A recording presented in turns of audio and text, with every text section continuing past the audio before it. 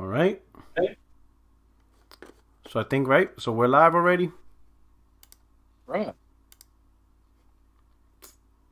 What's up, chat? Are we crispy?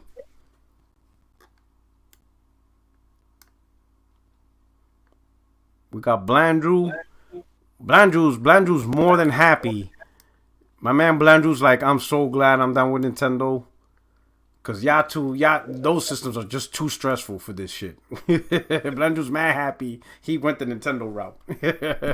It's just simple. Nintendo make games. That's it. That's it. That's all you gotta worry about with Nintendo.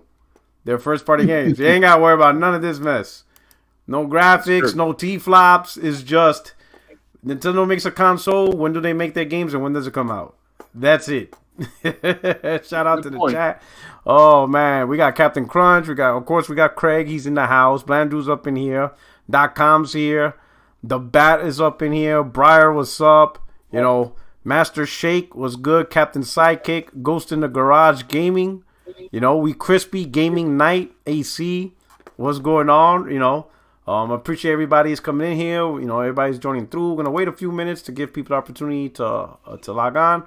But while we're here, hit the like button, retweet this out. Let's get the crew, let's get the family going. Let's have the conversations. I got 3 specific topics that we're gonna hit. You know, it's really good. But of course, I gotta say, welcome my friends, my family, my fellow gamers. It's your only friend these YouTube streets, Puerto77, and we got 3 great topics, right? But before into that, let's get in with my boy. The man to this day, he'll probably never figure out what a 52 CU is, but he's going to keep trying. Maybe it's in Mass Effect. Maybe it's a secret thing in Mass Effect that you haven't figured out. I don't know. What's going on, Craig? Top flight security of the world. Yeah, what up? How's everybody doing? Shout out to everybody in the chat that are listening live and that will be listening later. Yeah, I was playing Mass Effect yesterday and looked up and saw this big red sun and blue sun next to it. I said, oh, well, maybe the 52 CUs are up there, you know, so this, all right. Still looking forward. Okay, awesome. We got Daryl Nealons. We got Alizé, who's a member. Appreciate you supporting the channel, and that's a good segue. Membership is up for those who care to join. Truly appreciate it. But the only thing I ever ask, the only thing I would ever ask from the community is just hit the like button, subscribe, and enjoy the show. Participate in the conversation. Hit up the comments. All of that is free. None of that's locked behind an NFT or any weird shit. You know what I'm saying? Just be down with the channel. Enjoy the conversation. Make your points. You know what I'm saying? Make your arguments, but enjoy the content. You know, and be down. You know what I'm saying? Truly appreciate it. But Alizé, truly appreciate. You know, Craig, why don't you stay the full podcast? Because my man busy. He's out there saving the world. You think I'm kidding when I say top flight security of the world, Craig? Yeah, they got me working Tuesdays and Wednesdays, but I get 3-day weekend. Yeah. So that's right. That is the way they're rotating us so that we don't really burn out. So which is fine. So. You know, who else we got? Immortal Black showed up. You know, appreciate you guys. Remember, hit the like button. That's really important. Get through stuff. So far, it looks like it's just me and you today. You know, J-Dub's on the road doing his thing. He's practicing his Gran Turismo skills. So now he wants to drive his Ferrari at 200 miles an hour all throughout Texas. You know, Jay Barry's probably, you know, catching a booty call. So you know how he do and stuff like that. And all day, you never know when all day. All day just shows up. He's like Batman. He just shows up whenever the hell he feels like it. You know what I'm saying? Yeah. Shout out, you know. But I appreciate everybody for rocking on. We got 3 topics, right? 3 specific topics. Topic number 1. Perfect Dark's in development hell. What the hell is going on with the initiative? You know? And if there's any Xbox guys that want to hop on, let them know. Send them a Twitter. Send them a tweet. Add them. Be like, yo, Porter Rock is on here. Need an Xbox dude to explain this. I don't think B Staples will normally be here. B Staples ain't here today. He ain't trying to hear that. He like, yeah, I don't want no smoke. You know? So hey, you let me know in the chat. Hit up somebody on Twitter and be like, hey, yo, you know, if they want to cap, you know, for this, or if they want to make excuses, hey, hit them up. Tell them they're more than welcome to come on the show and explain themselves. But we're going to talk about Perfect Dark development health. Number 2, we're going to touch lightly on State of Play with Hogwarts Legacy. A lot of people, you know, it's great that they're doing a State of Play, but people wondering why a multiplat, why a dedicated show for a multiplat when that's not, especially one that's not time exclusive. Some people think there's a message behind it. I don't know. We'll talk about that. And then finally, this is just, I want to talk about it. And I would really like an Xbox guy to be here. I would really like one. I'm asking, should Xbox just go third party? Let's just ask the question. Let's just have the conversation.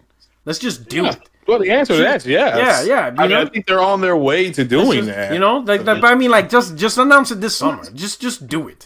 Like, you know, we're gonna just announce it this summer at a showcase. Tell them, hey, we're gonna support all platforms, all games day one. Just do it, right? We're gonna figure that out, right? Let's have that conversation, right? So if you can get an Xbox guy in here, they're more than welcome to be in here. You know, a lot of past Xbox guys still have access to my Discord, but you know, I would just like the conversation to be asked. You know, all right. But anyway, we're gonna start off with Perfect Dark. Hit the like button, but let me read this article. It was by Andy Robinson. Inside describes Fast and Furious exits from Xbox Perfect Dark Studio. As much as half of the core development team have quit in the past year, initiative management says it's confident in its team. All right, here we go. As much as half of the core development team known to be working on the upcoming Perfect Dark reboot quit the company during the last year, or around 34 people, analysis of employee LinkedIn profiles have revealed. That includes most of the initiative's senior design team, including game director Dan Nuremberger, design director Drew Murray, who's with Insomniac, lead level designer Chris O'Neill, principal world builder Jolylyn Myers, 2 senior system designers, a group of 3 former God of War designers, and more. And the turnover of top talent doesn't end in design. Perfect Dark's 2 most senior writers also recently quit. Analysis shows, along with the project's technical director, tech art director, lead gameplay engineer, lead animator, Q&A lead, and more. According to LinkedIn, the initiative is now less than 50 people when duplicate former employees and erroneous listings are removed. Currently has just 3 roles advertised on his website. Analysis suggests it hired around 12 people in the past 12 months. The timing of the departures coincide with the September 2021 announcement that Crystal Dynamics have been signed to co-develop Perfect Dark. This, combined with the few job roles currently advertised at the initiative, suggests that the Tomb Raider developer is likely taking a much stronger lead first thought on the project. And I said this when that, announcement came up. We'll talk about that. Interviews with multiple former senior developers cited a lack of creative autonomy and slow development progress as the reason for their departure. Funny, because Smooth told me the game is on track to come out next year. And described the wave of exits as fast and furious, with project momentum said to be heavily affected. The initiative's management told VGC it's confident in the team it has in place, and new talent joining pointed to industry-wide staffing challenges during the COVID-19 pandemic. It's no small task to build a studio and reinvent the beloved franchise, studio head Daryl Gallagher told VGC. In creating the initiative, we set out to leverage co-development partnerships to achieve our ambitions, and we're really excited about all the progress we're seeing with our relationship with Crystal Dynamics. In this journey, it's not uncommon for there to be staffing changes, especially during a time of global upheaval over the last 2 years. And there's plenty more work in front of us to deliver a fantastic Perfect Dark experience to our players. We wish all our former colleagues the very best, and I'm confident in the team we have in place, the new talent joining, and we can't wait to share more with the fans. In the games industry, competition for experienced talent is at an all-time high following a pandemic-fueled gaming boom, and unhappy initiative staff would likely have had plenty of alternative employment opportunities at a large number of neighboring AAA studios in California. Across the industry, many studios are currently facing a talent crisis, with the sheer level of expansion and investment in the sector making it challenging for even the biggest studios to retain and attract senior staff. The former initiative developer VGC spoke to attributed the waves of departure to frustration among senior talent over the direction of the project set down by Gallagher and game director Daniel Nuremberger, who himself left the company last month. Although the initiative's website claims that the company promotes a collaborative, creative environment, former employees describe the studio's development hierarchy as very top-down, with Gallagher and Nuremberger keeping a strong grasp on creative decisions. According to the former employee, many senior team members were frustrated by this perceived lack of autonomy and didn't feel heard on key issues such as development priorities, project planning, and team staffing. Gallagher and Nuremberger, who were previously studio head and game director at Crystal Dynamics, wanted to make games the way they always had, with top-down direction, the sources said. while many initiative employees were expecting a more bottom-up approach. As a result, it claimed that development has progressed painfully, slowly, and a solid company culture never formed. All former employees VGC spoke to said they were surprised at how lenient Microsoft had been over the lack of progress. One person said, making games is hard enough, let alone when you feel like you can't get through to the people making the decisions that affect everyone. The culture issue was partly behind the decision to bring on board Crystal Dynamics. It claimed with Gallagher and Nuremberger, allegedly hoping that production would move more smoothly with the introduction of a second team familiar with their methods. Crystal Dynamics' introduction is now likely to plug the gaps left by the initiative staff turnover, VGC was told. VGC sources agreed that they would be surprised if Crystal Dynamics' introduction, combined with a significant departure of the core staff, hadn't triggered an effective soft reboot of Perfect Dark, and that it was likely still years away from release. It's understood the Xbox leadership team are prepared to be patient with their new first-party teams, which includes those currently working on the Playgrounds, Fable, and Rare's Everwild, as they prioritize assembling groups capable of regularly producing the kind of critically acclaimed prestige projects that come from PlayStation studios like Naughty Dog and Insomniac. And then they have a list of people that got scratched off. You know what I'm saying? So, here we go. 60 people. Hit the like button. All right? Tweet this out. So, Craig, any thoughts so far? What do you think about what I just read? Thoughts? Well, I mean, if that article is accurate, I didn't really know about all of that. It just sounds like that they reached out for help and they got the help, but the problem is that CD Crystal Dynamics wants to take over that project, and Initiative sounds like they don't want them to do that, so they're just, people sound like just saying kicking rocks. I mean, one of the good things about working at Microsoft is that they give you free lunch and free dinner, when you're there working, and people are leaving and you getting free food. Yeah, they're doing something wrong. I said this yesterday. I'm standing by this. I'm looking forward to that game. It can be something really good. Even if it's just people like, well, it's a carbon copy of this, and this. I remember that game on the Nintendo, but yeah, I do. I just don't understand.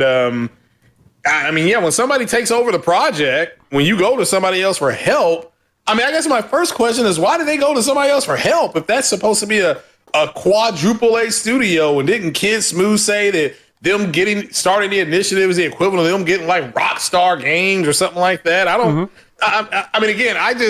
It's just a lot of this stuff is just straight cap. I really think that it could be an issue with just the talent. Now I know other people have left, and I told people. People left Insomniac to go over there, and I'm like, well, if they're a junior assistant at Insomniac and Microsoft Studios offering them a senior position, yeah, you take it. You take the job. It's it's like a college coach getting interviewed by the Texas Longhorns, and do you take, and they offer you the job? Yeah, you take the job. So I just it's unfortunate that it just, like I said, it sounds like that. They thought they could do a ground up project, but it's kind of like, no, you all are messing up. You all come to us for help, so we will take over the project. So I hope it's not true. I certainly hope that game can come out. But then I heard, about 3 weeks ago, they said it was going to be episodic. There were people literally saying it was going to be an episodic game. I'm like, well, if they do that, this is going to be trash. This is going to be trash. So.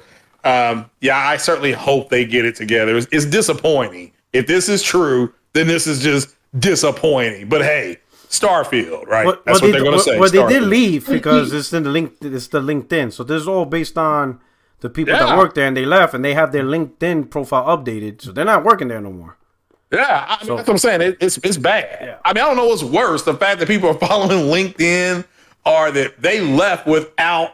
I don't know, maybe they had a parachute for them, so to speak. You work at a job, you maybe will get a parachute, a payout or something like that. But it's disappointing. It's just disappointing at this point. I mean, I'm disappointed in the Xbox, and I may end up getting one because I can't find a new GPU. But it's just disappointing. It's like they put a console out and they had nothing ready. Whereas their competitor had games ready, had things out the chute, so to speak. So it's disappointing. I'm just gonna leave it there. I don't want to make it too big of a deal because what if that article isn't true? But if it's true, it's disappointing. Yeah. So shout out to Jason Hennigan. Thank you for the super chat. He said Xbox management is trash. If it's not Halo, Gears, or Forza, it seems like it can't get off the ground. Great point, Jason. And even then, like with Halo, they kind of messing that up, right? So it seemed like Forza is like the main game that's been pretty much like untouched with the, as Jay Barry would call it, the Xbox stench, right? Yeah. So here's the thing. Let's take this back when the first studio was formed in concept, right? Shout out to Captain Sidekick. He said, I work at MS Vancouver. There are a lot of free food. Yeah, I know what I'm talking about when it comes to the food. There's a lot of free food. I knew that. Yeah. So Bill Gates started that in the 80s when they first became a company. So it was like, oh no, we got to feed the staff. Let's just feed the staff. There's a lot of free food, right? Yeah. So when they formed the initiative as a concept, they took a lot of great talent all throughout the industry, right? So that's why there was this initial hype of AAA, because it's kind of like building together your dream team, right? You're getting the best at each positions, the best leads, people who have experience making some of the best games, whether from Sony, EA, Ubisoft, and they're getting all this major talent, great guys. Put them all together in one room. You got some of the top talent across the industry. When that happened, I was telling people, like, you have great talent, but the thing that you have to remember is they have to develop a culture.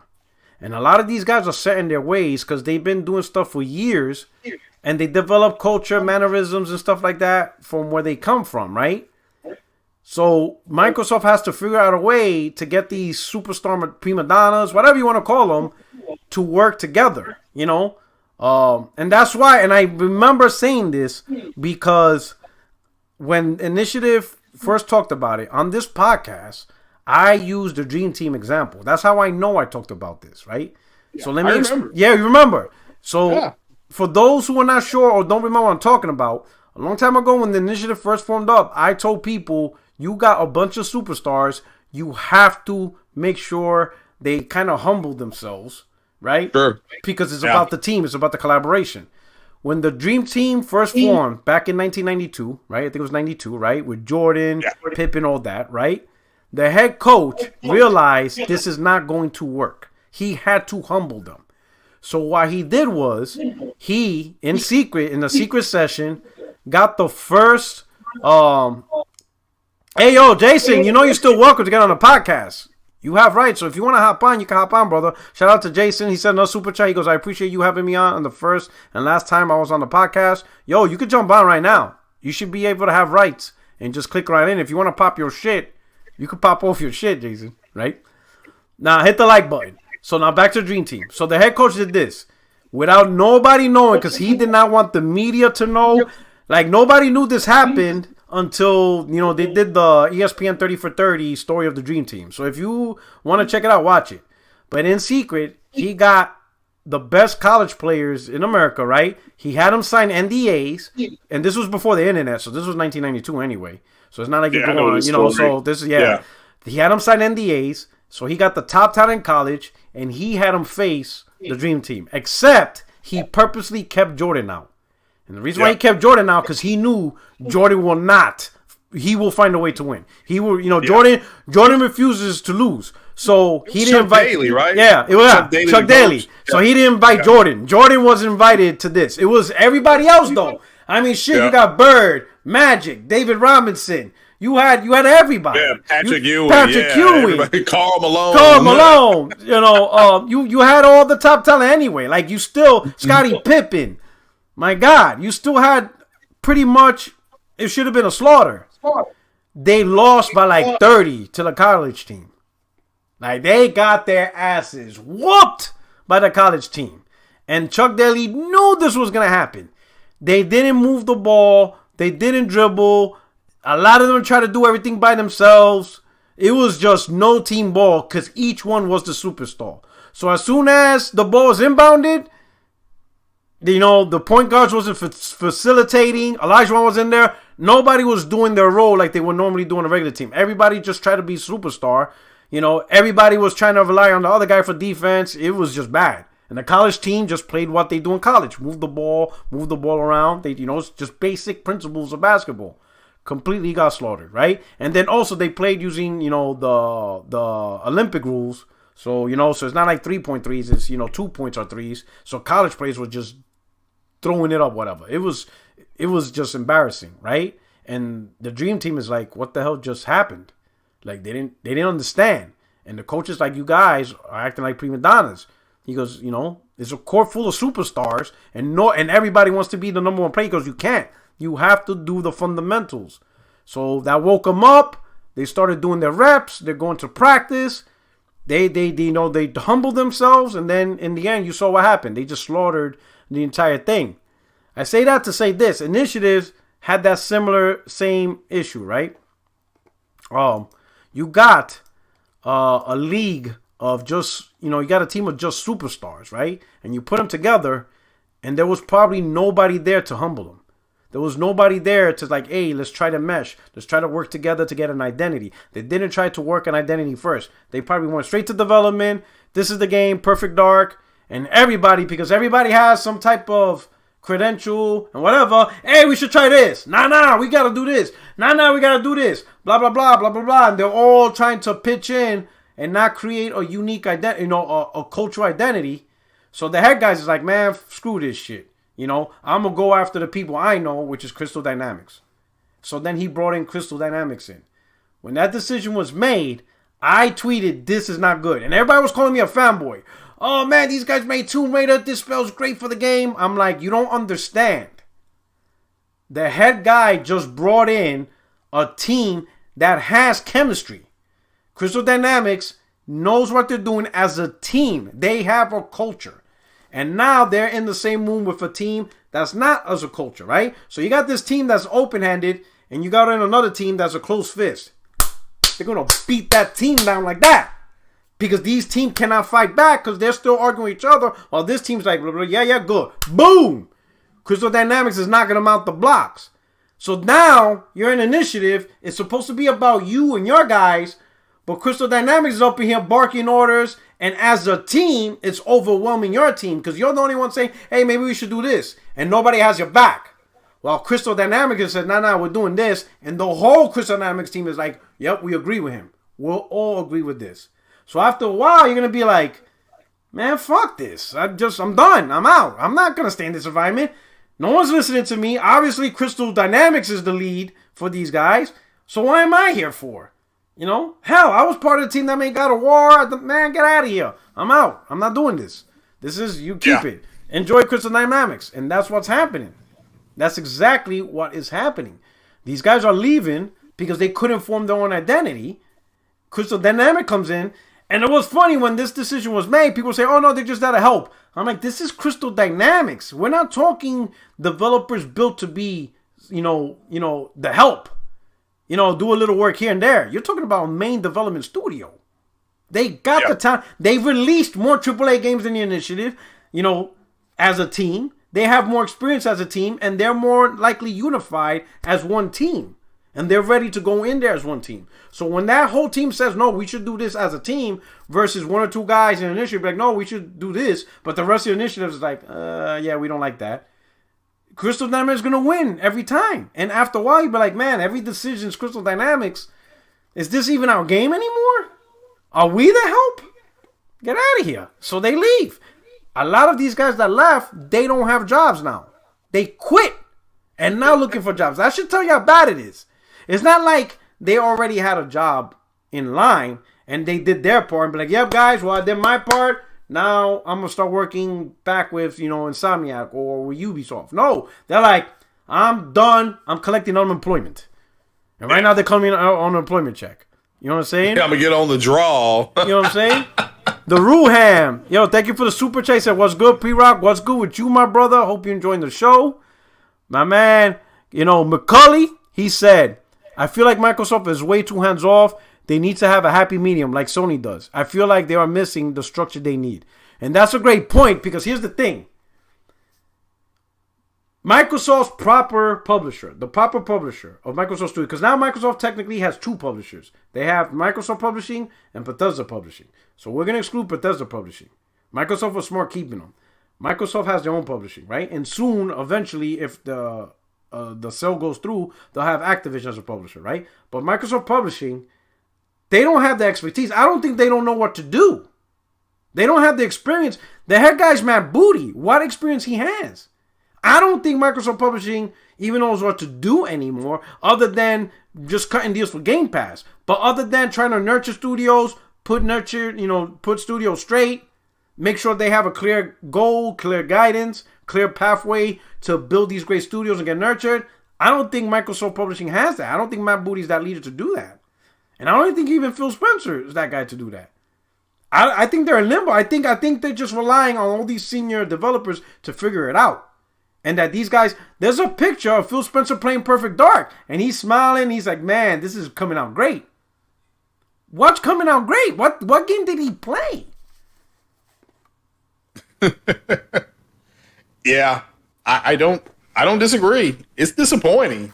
I don't know what else to say. I'm not, hopefully my sound's a little bit better there. But yeah, I don't know what else to say about it. It's disappointing if these stories are true. And then the damage control that I came home to was, it was some I-75 damage control.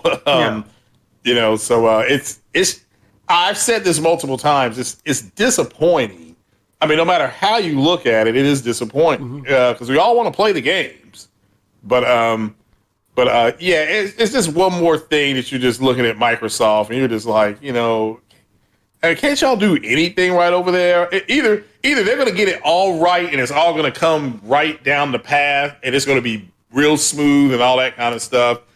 Because we know that the Activision, we know that Bethesda will publish their stuff and their stuff, it underperformed, but it wasn't like the games were horrible. Yeah. It's just they were underperforming. So they'll be fine, I think. It's just when you look at what Sony's doing and, 3 AAA games in 3 months, about to be a 4th next month with MLB. And granted, that's multiplat. I know that. But at the end of the day, it's bad. It's a bad look. I truly believe that they did not. I mean, you talked about Peter Moore before as well. The best they ever had. And how Peter Moore pretty much said, we don't want Sony to come out and just get a beachhead. Yeah. We got to come out opposite them. Mm-hmm. And, they did that with the 360 and, they had to rush it. And Sony delayed their PS3 and the 360 had like a 40% fail rate. Yeah. They had a year head start.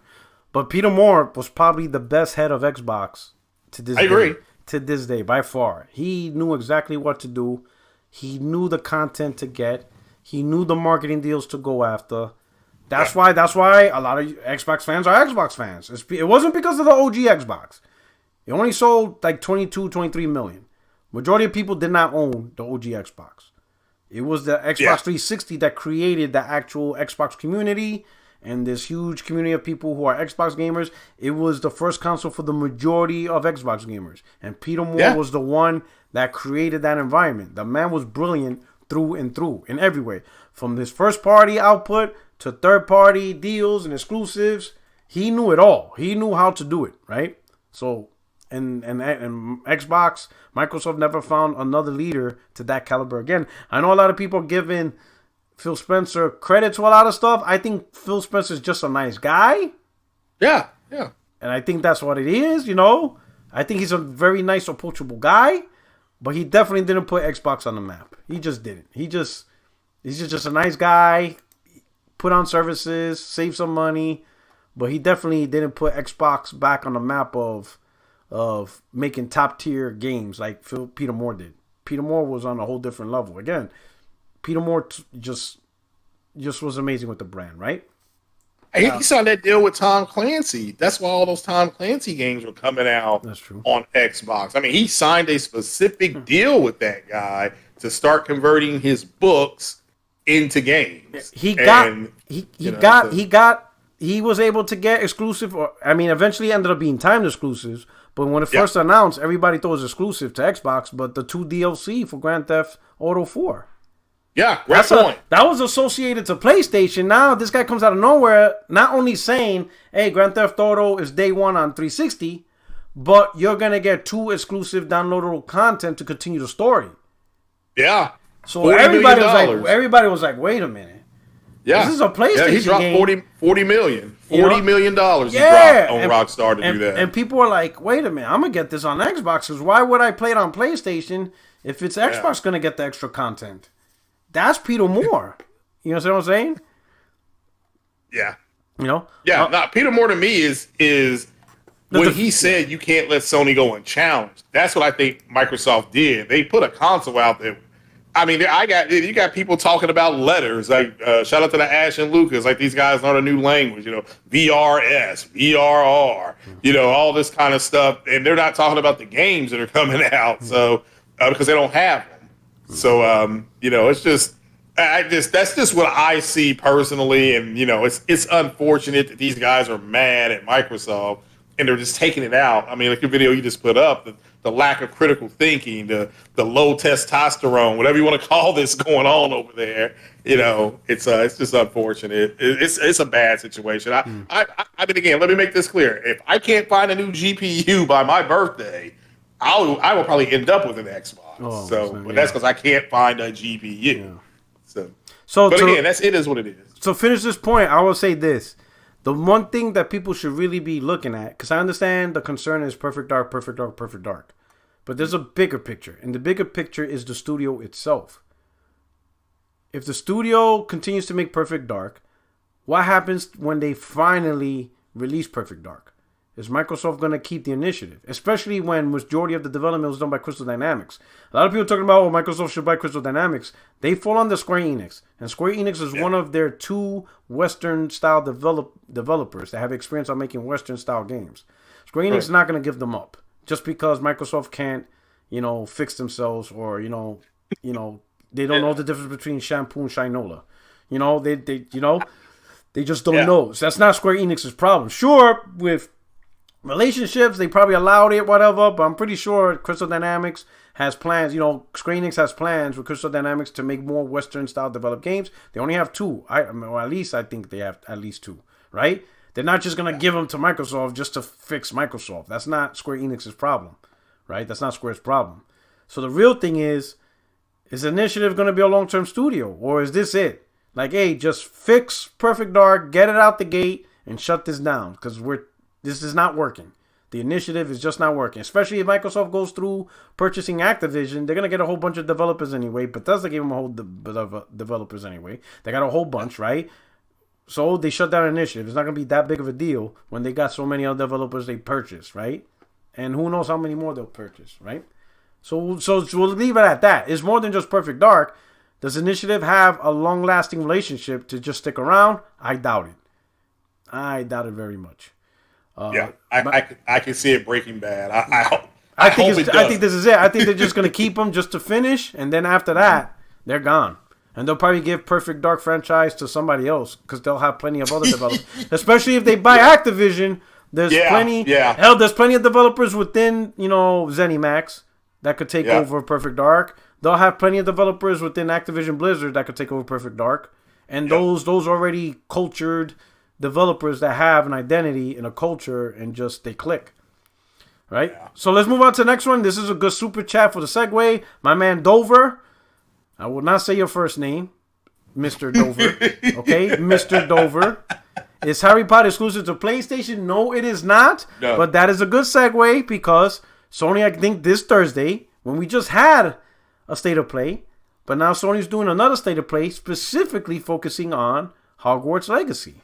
So now, besides Hogwarts Legacy and the information we're going to get, the question people are wondering, why a multiplat? Because this is a multiplat that's day one on Xbox. It's not even timed exclusives. It's going to be on every platform Day one. So why is Sony like making this game such a big deal and putting it on the stage for State of Play? What is it? Does Sony have some type of relationship with Warner Brothers? Some people went as far as saying, did Sony purchase Warner Brothers? Like, no, what's they going did on? not. Yeah, I don't think they did. I personally think Warner Brothers is not a good purchase because you don't own the IPs. I agree. These IPs don't, I don't know. Well, yeah, like, is Harry Potter don't fall under Warner Brothers Gaming. Well, Warner Brothers Gaming, Harry Potter doesn't fall under that. Definitely not the superheroes. So, like, if you buy Warner Brothers Studios, the game studios, they don't own those IPs of comics and stuff like that, right? Yeah. So that's why it's not really a good purchase. Sure, there's great talent in there, but a lot of people want these talent because of the games and IPs they made, So that's what it is. But did you hear anything about this? Do you know of anything that would make Sony, other than maybe marketing deal, but this is like the first time a major third party that's just a straight multiplat, nothing special, is on the center stage of a State of Play. Do you find that weird, or is it just... No. I mean, part of their marketing deal, more than likely, is we will give you a show, a best in show where you can talk about your game, talk about what the game is about, directly to people, the fan base, what the Harry Potter fan base is going to be tuning in, more than likely. Okay. I will admit, I think I've only watched one or two Harry Potters. When they were in a flying car, I stopped it. I'm like, I can't do no more, So because of a flying car? It. Yeah, it was a flying car in this. But that made you stop? I couldn't do it, and hey, this is me, and I love the Back to the Future, and they have a flying car, so. But I just couldn't do it. But my niece, she loved it. I mean, she loved that stuff when it was coming out. But no, as far as it just, to me, it just sounds like a marketing deal that they have, and. Warner Brothers makes movies, so does Sony. A lot of people probably know each other. There's maybe some cross-pollination. I know some of the Warner Brothers people helped Sony with The Last of Us, the TV show. There's some of their showrunners from Warner helped Sony put that all together. So I just, but my whole thing is, why not? I mean, the complaint I heard years ago from the PlayStation community was that Sony needs to be more open about what they're doing. Okay, now they're doing that, and people are still complaining. We know exactly what the State of Play is going to be. I don't plan on watching it because I didn't plan on buying the game. I know they're doing like a Q&A afterwards, and people were thinking, well, they bought Warner Brothers. There is nothing in the trades right now, and the trades are busy because you just had You've had a Morbius trailer release from Sony. You just had the Ms. Marvel trailer release about 8 hours ago from Marvel. And you've got the Obi-Wan stuff. So everybody is now talking to everybody. And this would get out if they had purchased this studio. So I just think people need to hold their horses. But my personal opinion, I said this yesterday, is that it's more than likely just a marketing deal and that they're going to let them have their own show. They did it with Deathloop. It's a multi-plat game. They did it with Ghostwire Tokyo. Or maybe not with Ghostwire. Maybe they did. I can't remember. So they just showed Ghostwire Tokyo with the last State of Play. They don't own that game. That game will be on PC, PlayStation, and Xbox. So, and but who knows? Maybe it goes to the Switch. You were talking about the Switch earlier. So, but yeah, I just think there's some general ribbing going on about getting people all worked up that they bought Warner Brothers and they. I put it like this: I would be shocked if Thursday afternoon they make this announcement. Yeah, it would be weird because that's the last studio I would expect. Yeah, me too. And the thing is that I put out, what studio would you like to see Sony buy? And one of them was, if they could only buy two, I had like Square Enix and Ember Labs, I had Kojima Studio and Sega, and I had Capcom and WB. Capcom and WB won overwhelmingly. So I'm like, all right. Capcom makes sense. I know Capcom. I think Capcom and Square Enix. Yeah, they make the most sense like to the me two personally. most. Yeah. Yeah, and then Ember Labs mainly because Ember Labs is only like 25 people. It's reasonable. Yeah. They could make that They could make that into a long form movie. Yeah. Like people got to remember, Sony won an Oscar for animation with Into the Spider-Verse. Yeah. So if you could put those teams together, Can you imagine what you could come up with on the big screen? But that's not what we're talking about. So at the end of the day, no, I just think it's a straight up marketing deal. But I would hit the floor laughing if they bought Warner Brothers and or they announced it's a 6-month timed exclusive or something like that. I'd be on the floor laughing because then it's going to get a bad score on Metacritic, right? Mm-hmm. If they announce some kind of exclusivity, the Metacritic's going to attack it when it comes out. The journalist is going to try to even the odds. You know what I'm saying? Yeah. So me overall, I just take it as advertisement, like media advertisement. Yeah. Harry Potter is a very popular brand, and I think Sony's just trying to market the name out to the casuals so they can identify Harry Potter with the PlayStation brand. And if everybody wants it, I'm going to get a PlayStation because PlayStation's been showing it. Even though it's a multiplat, some people don't do their due diligence. For some people, shopping's easy. They see something, they like it, yep, I'm going to get it. And I'm going to get it on the very thing I saw it on, right? It's the same thing like when that's you go. That's what I am. It's the same thing like impulse shop. Yeah. Like Sony did it with Call of Duty, right? When you go inside a Best Buy because they have the marketing rights and you walk in Best Buy, all you saw was Call of Duty posters, but with PlayStation logo everywhere. Even though the game's on Xbox, but everybody saw on PlayStation logo. So they go, I'm going to get Call of Duty PlayStation. It's just, and then when you see the box, right, especially when Sony did those special custom bundles of the PlayStation and the Call of Duty box, it's like right there. It's like right in front of your face. You buy the console and the game's already in it. So it's easy. You just walk right up to it, grab it, you check out, and that's it, So I think Sony's probably trying to do something similar. I don't think it's any bigger than that, but they did mention, Warner Brothers did mention that after the show, tune into the blog post for, I guess, more information, which is weird. Some people are mentioning day one on Spartacus, but I'm like, that's weird because Spartacus hasn't been announced yet. Yeah. Yeah. So here's what I think that is. Here's what I think it is. I think they're going to announce some kind of special edition, some kind of bundle edition where you can get you pay $100 and something, you'll get a wand, you'll get some type of What if it's the first custom? Like what if it's the first custom PlayStation with like Harry Potter plates? It could be, right? Because that is a big deal. Yeah. I mean, People there's like a girl I work with. One of the codes to our doors used to be, this is years ago, it used to be Harry Potter's birthday. So I know when Harry Potter's birthday is. That used to be the old code to the door. Mm-hmm. But at the end of the day, I just think they're going to possibly, it's just going to be a baseline Q&A session and or some type of, special edition. If with PlayStation, you can get, a doll, a wand, because they did say wands up or something like that, everybody. So I'm thinking it's going to be something like that. And but nothing shocks me anymore. I mean, I was shocked when I woke up and Marlin Gaming Nation was talking about Microsoft buying Activision like at 8:30 in the morning. So, I mean, that shocked the hell out of me. So nothing would shock me anymore. But I would be on the floor if they announced some kind of exclusive deal and, with them. That's all I think it is. Okay. Yeah. So somebody in the chat, shout out to the chat, was saying that Warner Brothers owns HBO. HBO is showing The Last of Us. It's just kind of there's just a lot of it's a business. Like it's you said, there's a lot of cross pollination. Yeah, there is. A lot, I think that's what it is. There's no reason to.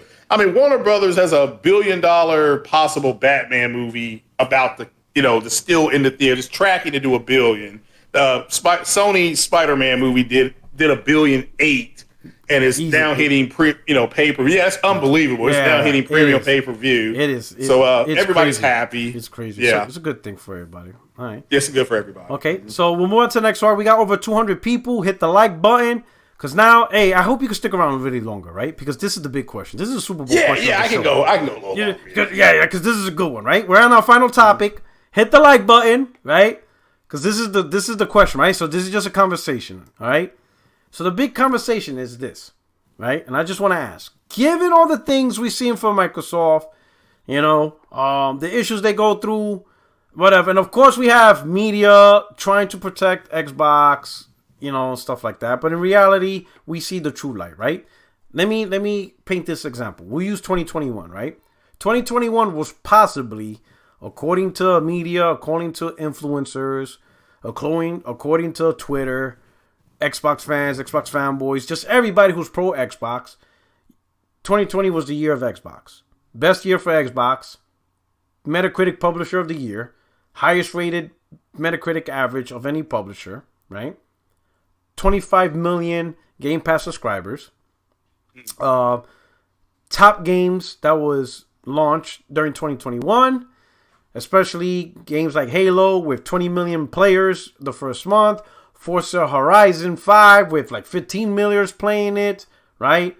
Lots of day one Game Pass games like Outriders and all these other great games. Flight Simulator, MLB The Show, day one on Game Pass. When you hear all the conversations of how Microsoft performed in 2021, right, between Metacritic acclaimed games, Game Pass, day one games, 20 million players, blah, blah, blah, Player's Choice, Halo, all this positive stuff, you could arguably say in a while, over the last 10 years, 2021, based on perception, is the best year Xbox ever had. That's my man Blackbeard's like the best cap of 2021. But if you listen to everything I said, Metacritic average, 20 million players for Halo, 15 whatever million for Forza Horizon, lots of quality games from Psychonauts and all that stuff. Day one Game Pass, Outriders and MLB The Show. It was just whatever, right? And 25 million Game Pass subscribers. But yet, when the dollar value of the console industry came out, which was a record-setting $60 billion in 2021, specifically for console, Microsoft or Xbox was dead last, only generating 25% of that $60 billion, while Sony generated 46% and Nintendo generated 29%. Now keep in mind, Nintendo beat out Microsoft. Microsoft is dead last. Nintendo, with barely a subscription service, they don't have majority of the best third-party games. They definitely don't have a subscription service like Game Pass or even PS Now or anything. They just sell games and pretty much it. They had a bigger impact in the overall industry for 2021, right? So let's be honest here. We got this issue with Perfect Dark, with with the initiative. People still wondering where are the games at, while Sony's releasing you got Sifu, you got Horizon, GT7, right? Uncharted Legacy.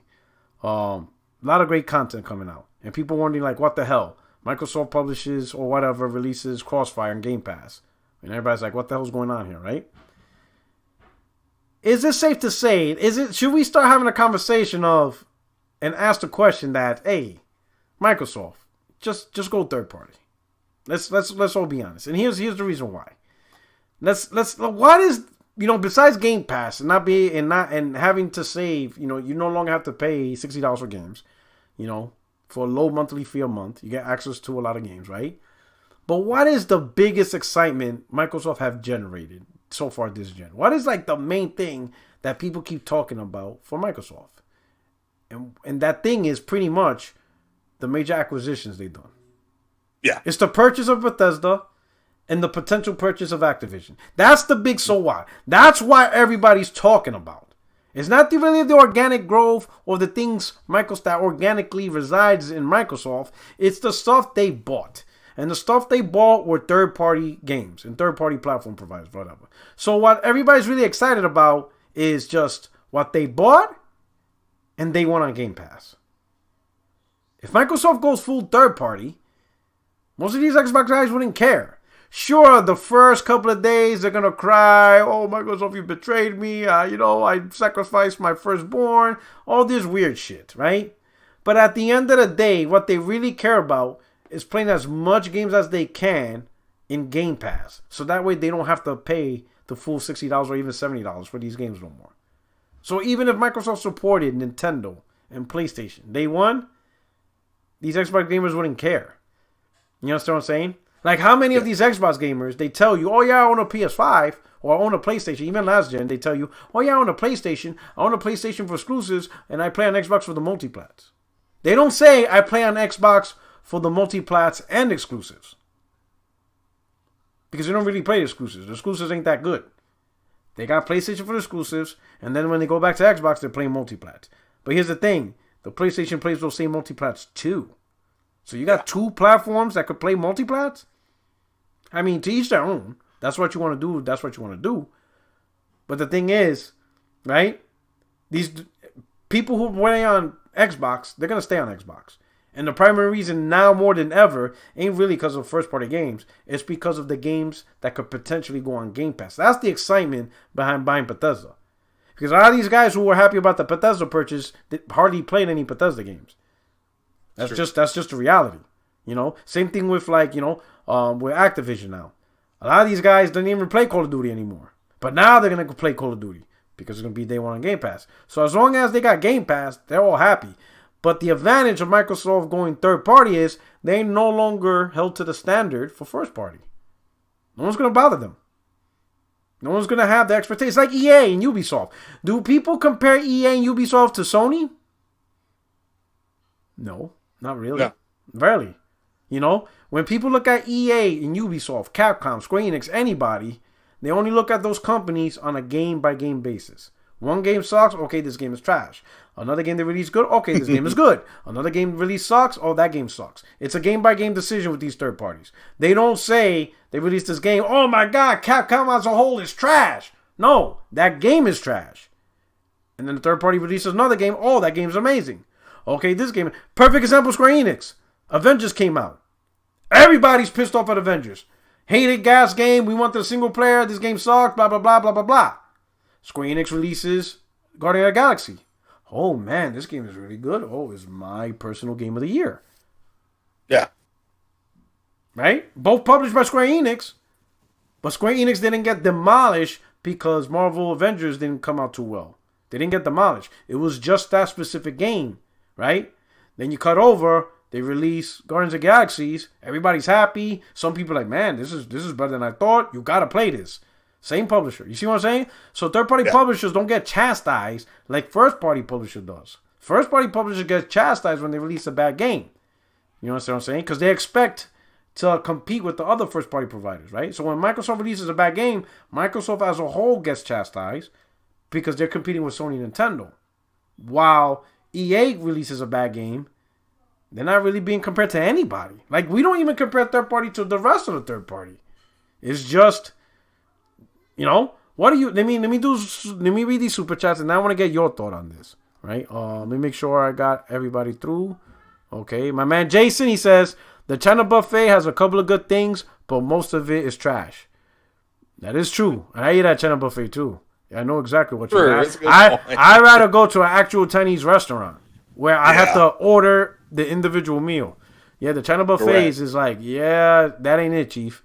And my man .com, Elden Ring has sold 12 million. Review scores matter. Yes, it did. I just seen the note right here on Twitter. Congratulations to Elden Ring. 12 million units sold worldwide. Now, I'm going to give y'all a warning. All right? I'm going to fanboy a bit on Twitter. So stay tuned. Because what I'm going to do is I'm going to add up all the 360s. All the Xbox consoles. I'm going to add up all the PlayStation consoles. And I'm going to add up all like the Steam users. And then I'm going to be like, out of 300 million users, only 12 million? Product failed. Because they do that with PlayStation all the time. Right? So Xbox has about 50 million. Right? Give or take. 50, 60 million combined with the Xbox Series X. I say 60 million combined with the Xbox Series X. PlayStation has over 100 million with the PS4. Plus 18 million with the PS2, so like almost 100, like 120, 125 million. And Steam accounts for over 100 million active users. You know, so that's almost like 120 plus 60 is like 180 plus another 100, so it's like 280. So let's say 300 million, give or take. So 12 million out of 300 million, I'm not impressed. I'm not impressed. That's not even 10%. 10% of 300 million is 30 million. You don't even got a fraction of that. You probably got like what? 5%? I'm just saying. That's only 5% of the population. Not impressed. I'm sorry, not impressed. 5%? 5%? You're telling me only 5% of the people are interested?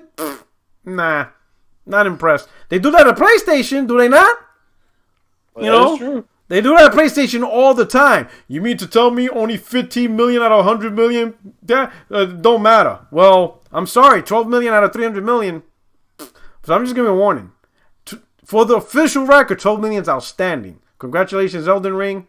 Congratulations. But I'm going to have fun with this. I'm going to be like 12 million out of 300 million possible. What? This is terrible. Minimum 30 million. It should have been at a minimum 10%, 30 million. Can't even do that. Failed. So stand by for the jokes, all right? But anyway, so back to my point. So what do you think about Microsoft going third party? You think it's about time they just go third party? Like, stop with something you're not really doing. Like, I don't even think, like, I think Microsoft is like fighting their own identity right now. Like, you're really a third party guy. Like, you're making moves like you're third party. You're not making moves as if you're a first party console competitor. You're like fighting your own identity. And this is why you have an identity crisis. And this is why things are happening to you. What do you think, Craig? Give me your opinion on the topic. Yeah, that's where I think they're headed anyway. We already know they tried to bring Gears of War over. They confirmed that. We already know they've talked to Sony about Game Pass. That's been confirmed. And again, just because Sony says no one time doesn't mean you don't go back to them and keep on pitching the idea. It's, I always tell the story with Kevin Feige with Marvel and how he kept going to Amy Pascal of Sony saying, is there any chance we can use Spider-Man? And she kept saying no. And then finally he asked, and she said, okay, what exactly would you all have him be doing? Did we, and then Kevin had to say, let me get a meeting with you in 2 days. And he pitched his idea, and Amy said, okay, well, let's try this. And what you have is what you have. So, that's why I don't understand when people say, well, I understand why they say, well, they'll never put Game Pass on such and such because that's a direct competitor. Like, no, it's not. I mean, I have a Sony TV. It allows me to download Netflix, Hulu, and Disney Plus and all that kind of stuff. So they just slide it right on there. It'd be fine. But I would go third party, and I think both of them are kind of dabbling in that. But to me, Microsoft just needs to do it and get it over with. Because what exactly are they doing? Honestly, what exactly are they doing? But so I would like to see them do it. And I agree with you. They're just fighting their own identity at this point. And everybody sees this as the end of the road. Shout out to Boys the Men. Everybody sees this as the end of the road. So even the 12 million units of Elden Ring, I probably, when it breaks down, you're going to be over 67% to 70% will be sold on PlayStation. So it's just kind of like you're fighting. They're fighting their own identity. I think that was shout out to Kiss Smooth. Get up in here. I need an Xbox guy to explain this stuff. You know what I'm saying? Because you got Craig and me and Craig. I think we've been pretty fair, right? We didn't go too hard on Microsoft. I think we're honest, right? But Smooth, you got access to the thing. Just jump right in, give your thoughts live on air. You know what I'm saying? Because I want to hear an Xbox perspective from this. Like, you guys. Well, their past is going to be their future. So, I mean, if they sat down with the group of people they have now and they've tried to bring Gears over, we already know they did. They've already confirmed that. So let's not. Nobody needs to fanboy about it. Sony didn't want it. Okay, like, no, not right. They didn't want it right now. So that doesn't mean they won't want it tomorrow. So it's just it's that simple, And Gears could be made into a movie, a TV show. There's people giving reactions right now to the Halo show. That's out in the wild. People are starting to see it, and the people are starting to give their opinions on it. So let's see how that works out. So Craig, you're lying. Okay. The Best Bot is here. Lying. The Best Bot. He is done with the slander. The Best Bot is here. Kid Smooth. What's going on, my brother? What's up, Puerto Rock? It's been a while. You've been on 60 frames, no lag. We ain't friends no more. Like, I think the Xbox community this gen finally decided, you know what? We not doing this again for this gen. We're sticking together, and we're taking our toys, and you can't play in our sandbox anymore. Is that what's going on in this community? No, just be a little bit more comfortable than in previous years. Okay. Yeah, no, Craig, you keep saying like Xbox wanted to put Gears on PlayStation. That was never a thing. Like the point of Gears that it goes back to that demo. Gears throughout the entire 360 generation was a third party exclusive. Yeah. Yeah. Epic made it. Yeah. So Epic Games made Gears, and it was just like they did the first one on 360. It did very well, and they obviously were toying with the option. It was never like Gears was never owned by Xbox, not even the IP. So I think it was Gears 3 or Gears 2 or whatever. They had like a demo for in a PS3, and I think that's what they caused them to obviously.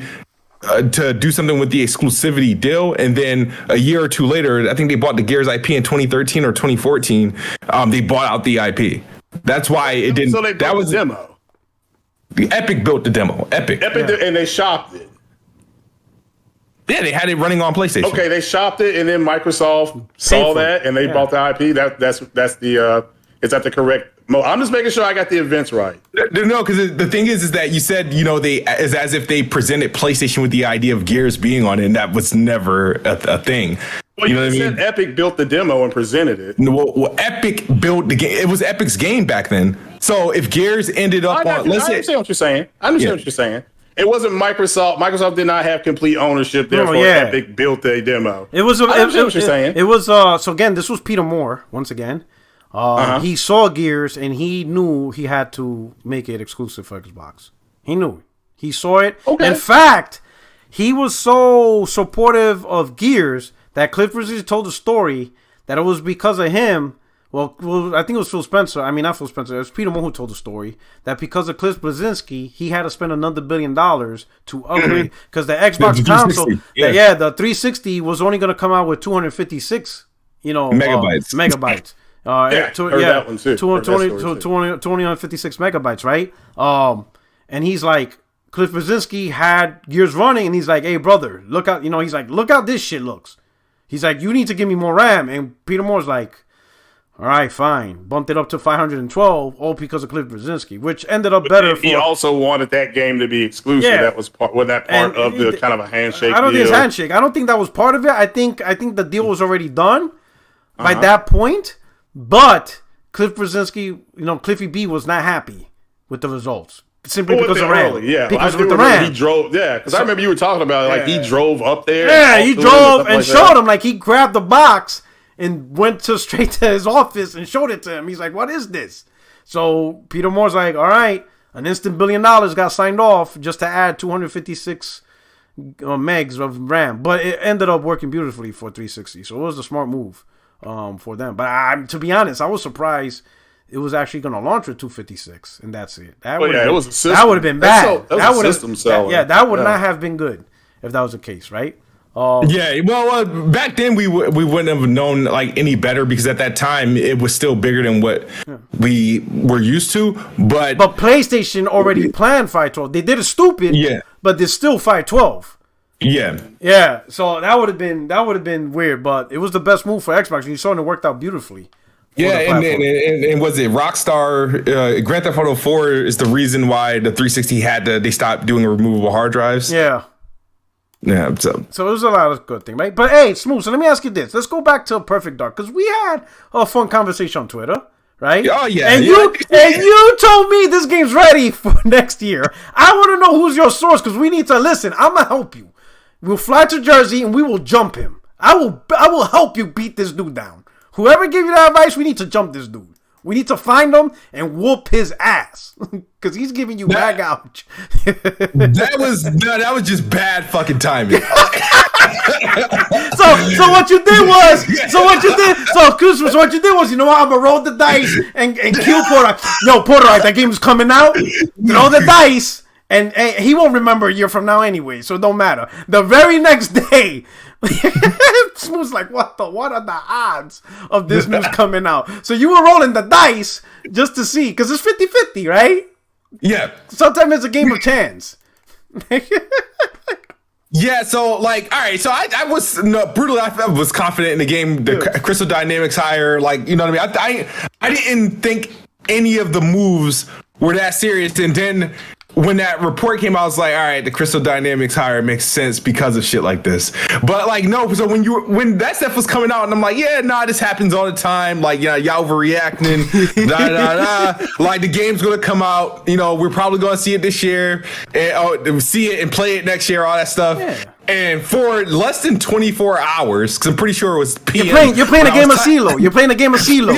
Just, you know, you're playing craps. Roll that dice. 7-Eleven. Smooth is like 7-Eleven. Let's go. Is that game going to be episodic? I saw reports of it being episodic. We don't know anything now. Yeah, we don't know. Yeah, we don't know anything. You know what? There probably was plans for it to be episodic, and then, you know, difference of opinion caused that game. You know what? The original plan was the game for it to be first person and like Mirror's Edge. Now you got Crystal Dynamics fully behind it. It's probably going to be a Tomb Raider and Joanna Dark Skin. A third person. Yeah, who knows? Yeah. You know, that's not necessarily a horrible thing. No, not bad. That's why I prefer that over a first-person shooter. But I was giving them the benefit of the doubt because I wanted a full, because I want to see Joanna Dark and I want to see her in like a Splinter Cell-esque like sort of world, like, you know what I mean. So I agree. That might be a good move, to be honest.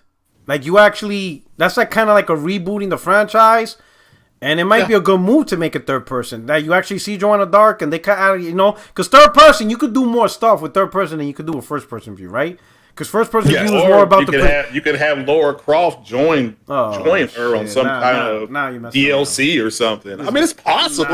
Now you're doing the most. You're gonna cross. No, it's possible. I think that would be legit. Yeah, I mean, it's a legit thing to talk about. You are a sexual deviant. I know what you really think. How? I mean, they can just join each other. This guy's a sexual deviant. You know, she gets stuck in a cave or something, and Laura Croft got to save her or something. Here's a real question I want to ask you, because obviously, if the game gets a soft reboot, or they're going to start development order, and they're going to start development order, let's say if that's the case, and it's more focused with Crystal Dynamics, because Crystal Dynamics is a developed studio. They have a culture. They work well together. Obviously, initiative, while forming it up, is a case of too many big heads, I guess. I guess that's pretty was the main thing. They have too many top talent, and everybody had a major idea.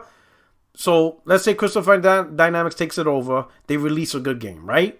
But even though it's initiative, it's really Crystal Dynamics, right? Yeah, they don't get the credit, essentially. So what happens to initiative? Do they keep going, or do they just disband it? Especially if, let's say, the purchase for Activision does happen, and now Microsoft's like, man, I got all these studios. I ain't got to deal with your dumb ass. Hell, it wasn't even your game anyway. Crystal Dynamics did it. You think the future looks bleak for the initiative? Well, as of right now, yeah, because the problem now that it's out there, it creates this reputation, and it now is turning potential talent off. Who's if depending on what's the word of reason why people are quitting, you're hurting the potential to hire people. But I don't think this version of Xbox shuts it down. If this was like 2013, 2014, it gets shut down in 2 weeks and the game gets canceled. So I don't think they do that. But I think they, in the event, it's weird because I think what happens with this, I think the initiative stays up until Square Enix sells Crystal Dynamics to Xbox. You think that's going to happen? I do. I think Square Enix is going to drop most of their Western studios. Okay, but why? Why do you think that's going to happen? Why do you think like Square Enix? Because everybody keeps mentioning that, right? The potential buyout of Crystal Dynamics. But the only reason I've seen so far of that happening is because that is the solution to fixing initiative. Or, you know, get rid of initiative, you got Crystal Dynamics, right? But I'm like, that's not a good reason for Square Enix. No, all right. So, no, it's not. All right, so I've been looking at Xbox and Square Enix, not Xbox to buy Square Enix, but them to take the Western division off their hands because that's been their most underperforming division. Like, when you consider their Marvel's Avengers underperformed, the Guardians did worse than Avengers in terms of sales, not critical acclaim, but as far as sales. And you know how Square Enix have these crazy ass expectations for games to sell a certain number. Avengers and Guardians of the Galaxy didn't do that, and they kind of have a different treatment of their Western studios versus the people that make the Final Fantasies and Kingdom Hearts and all that stuff. Like they threw Crystal Dynamics completely under the bus and then didn't give them work and just like, hey, work for Xbox for the next year or so. So I mean, I think I think that's the situation we've seen. Didn't Microsoft buy Rare from Nintendo? Like I don't know how that. We've seen scenarios like that happen, and that might financially work better for Square Enix, and it may work for Xbox as well. But I mean, I see a scenario like that not because of I think this is the answer. I didn't think Xbox. If there was no initiative, I would be like, damn it. I hope there is a way for them to get Crystal Dynamics, but. That's a scenario I do see happening. If Square Enix doesn't sell as the publisher itself doesn't sell to anyone in particular, I do see Square Enix offloading their underperforming fat. Okay. So here's the thing, but look at Square Enix, some of the content they have, right? Because they still own Tomb Raider, they own Deus Ex, they still have the license for Avengers, so chances are Marvel's Avengers is not going to be the last thing. They still have to make content for it. Yeah. They also own Guardian of the Galaxies. Who knows if they got anything else? So who's gonna be? Because a lot of these games are Western, oriented. How? Let's say if they have, I think who they have Crystal Dynamics and Idols, right? Those are their two main Western. Idols Montreal, yep. Idols Montreal. If they get rid of Crystal Dynamics, that means everything's left up to Idols. Would that mean that Square Enix is abandoning Western developed type games by the reduction in power, or? Because that's what I see it as. I see it as, are they going to try to give up on just making Western games?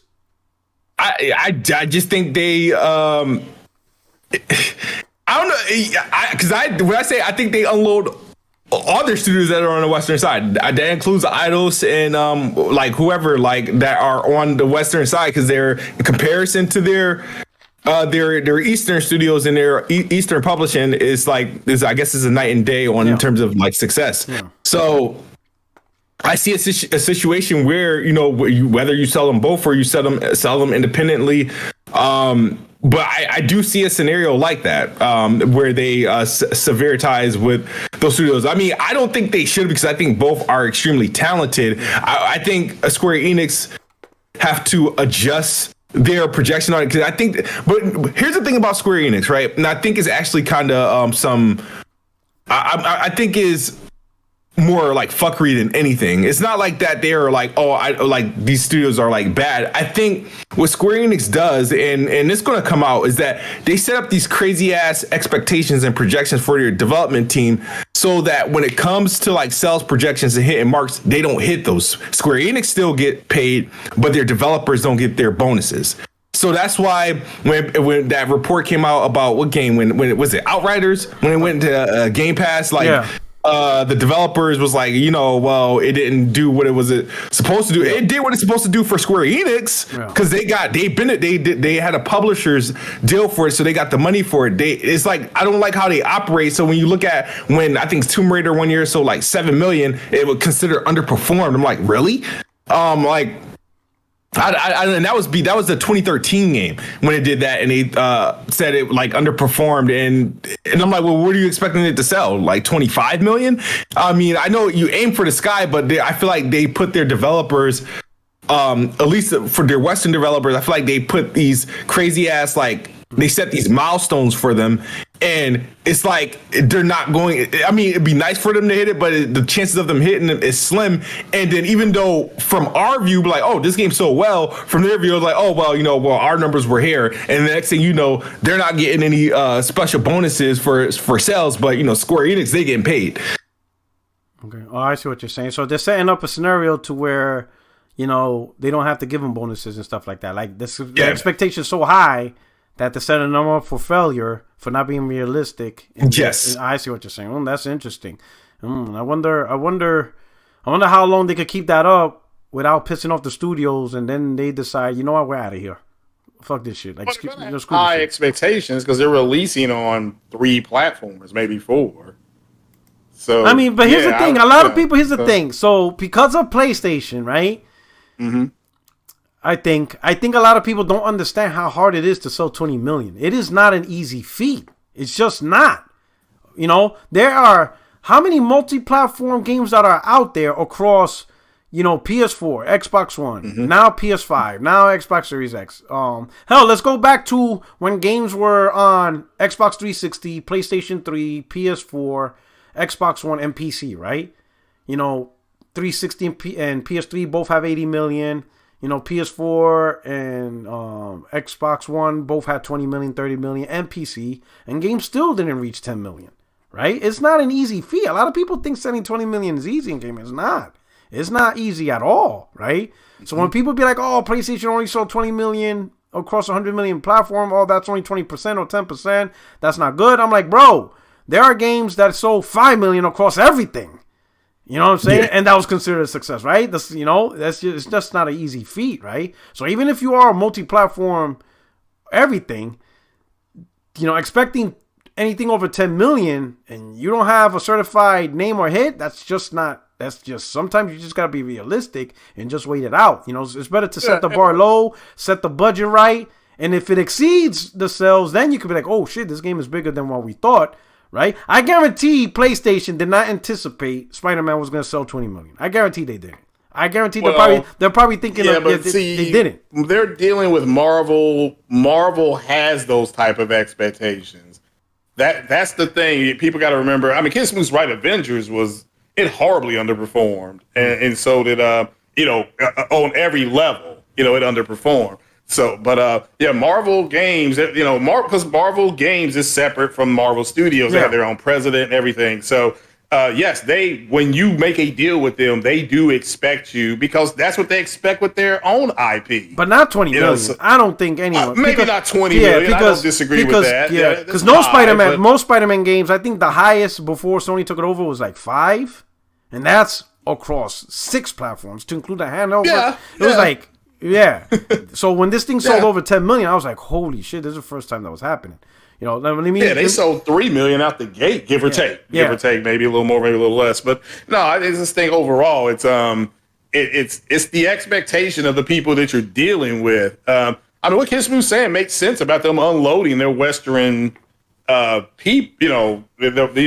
does make logical sense the way he just broke that down. It could be interesting, but here's the thing. If they get rid of Smooth, well, let me do the super chat, because I got a question for Smooth, because that's a good point. First, I'll start out with Bravo. Thank you for the super chat. He said, P-Rock, what do you think about Alex taking shots at you? Simple. I don't think about him. I mean, that's who's Alex? No, it's Alex. Oh yeah, he doesn't shit what anybody else said. Yeah, that's his stick on his channel now. Now he's all about just making fun of other people, because nobody really wants to listen to him when he talks about actual games. The next super chat, Andrew Wilkins. Okay, he says, Smooth, no damage controlling. Microsoft is as bad at the gaming biz, similar to how all Xbox fans have low gaming skills. Known fact. What the hell? Wow. What the hell? Yeah. So, Smooth, let me ask you this, right? Because it's a good point. Mm-hmm. If Square Enix is unloading let's say that's the scenario. Square Enix realizes the strength of their company is in the arms of Japanese games. It's getting bigger than ever. You saw Tales of Arise. It done phenomenally well.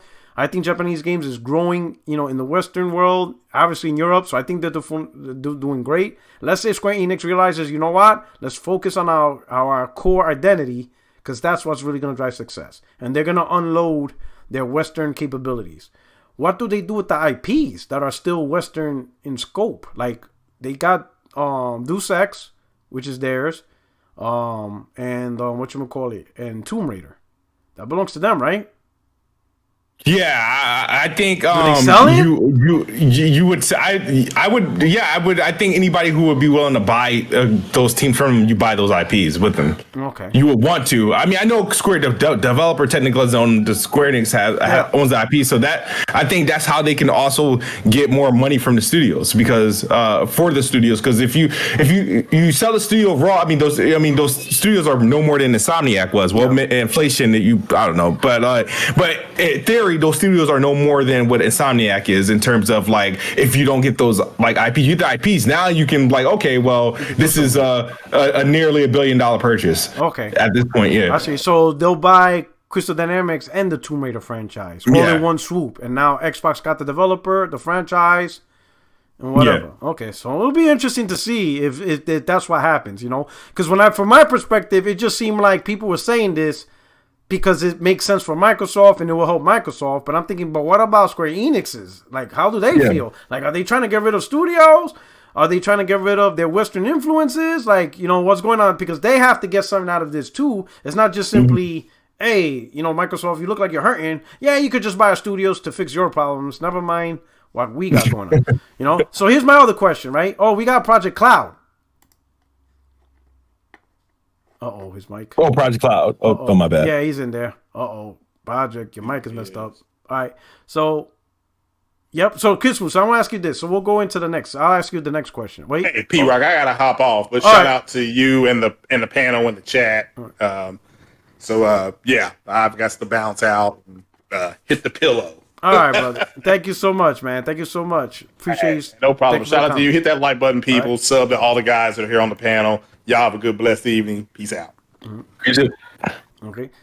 Let me ask you a question because I think Project Cloud stays. So my last topic I was talking about is, and this is just a conversation, that Microsoft should just go third party. Just make the decision, right?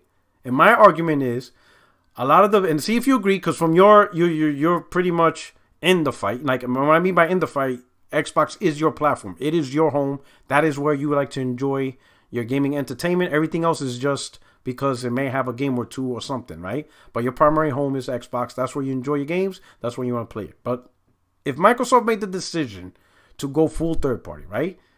They just say, hey, we're going to put games they want on PlayStation platform, whatever game we can put on Switch due to technical limitations, but whatever game we can do, lower down in scope, we'll go on Switch. Xbox consoles will still have Game Pass day one. That's it. There's just games everywhere. You know what I'm saying?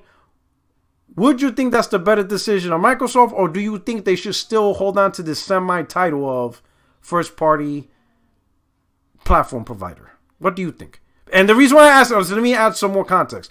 The reason why I say this, if Microsoft decided to go full third-party, I think a lot of the complaints, criticisms, blah, blah, blah, that will go away. Because take, for example, EA. When EA makes up... I'll use Square Enix, perfect example. When they made Avengers, everybody blasted them. Avengers suck, la, la, la. But then Square Enix releases Galaxy, Guardian of the Galaxy, everybody loves it.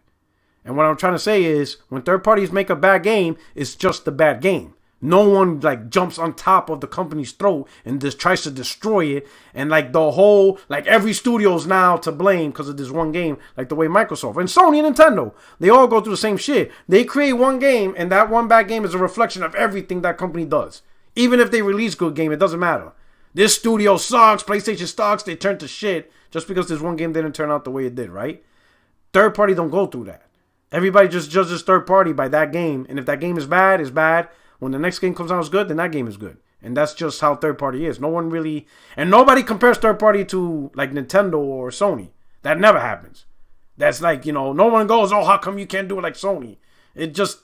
Rarely you ever see that. You understand what I'm saying? So what do you think? You think Microsoft going third party would just be the answer? Nobody will hold them to these high expectations. When a bad game comes out, no one's blasting the entire publisher. It's just that game and that's it. And then when the next game is good, okay, the next game's great. If the next game bad, the next game bad, and so on and so on. You still get Game Pass, which I think is a main motivating factor for a lot of Xbox gamers now. Because more often than not, I hear more about Game Pass than the individual games. So what do you think, Smooth? I get what you're saying because it'll eliminate that. Because it becomes when Sega makes games and stuff like that, it is what it is. I don't know. It's as an Xbox console owner and primarily gaming there, I like a lot of EA games, but I can't if EA made consoles, it would just be weird, right? So it's I don't think they should translate to third party because I feel like there's a space for them to operate as they're doing. It's an alternative. It's because if you go third party, you have to get rid of your console. Then you have to get rid of your. But do you? What if, for example, Game Pass, right? Because that's why I added the Game Pass thing, right? Let's say they still make consoles, but Xbox is the only console that has Game Pass because Sony just won't do it. because they're focusing on Spartacus and whatever trash they're doing.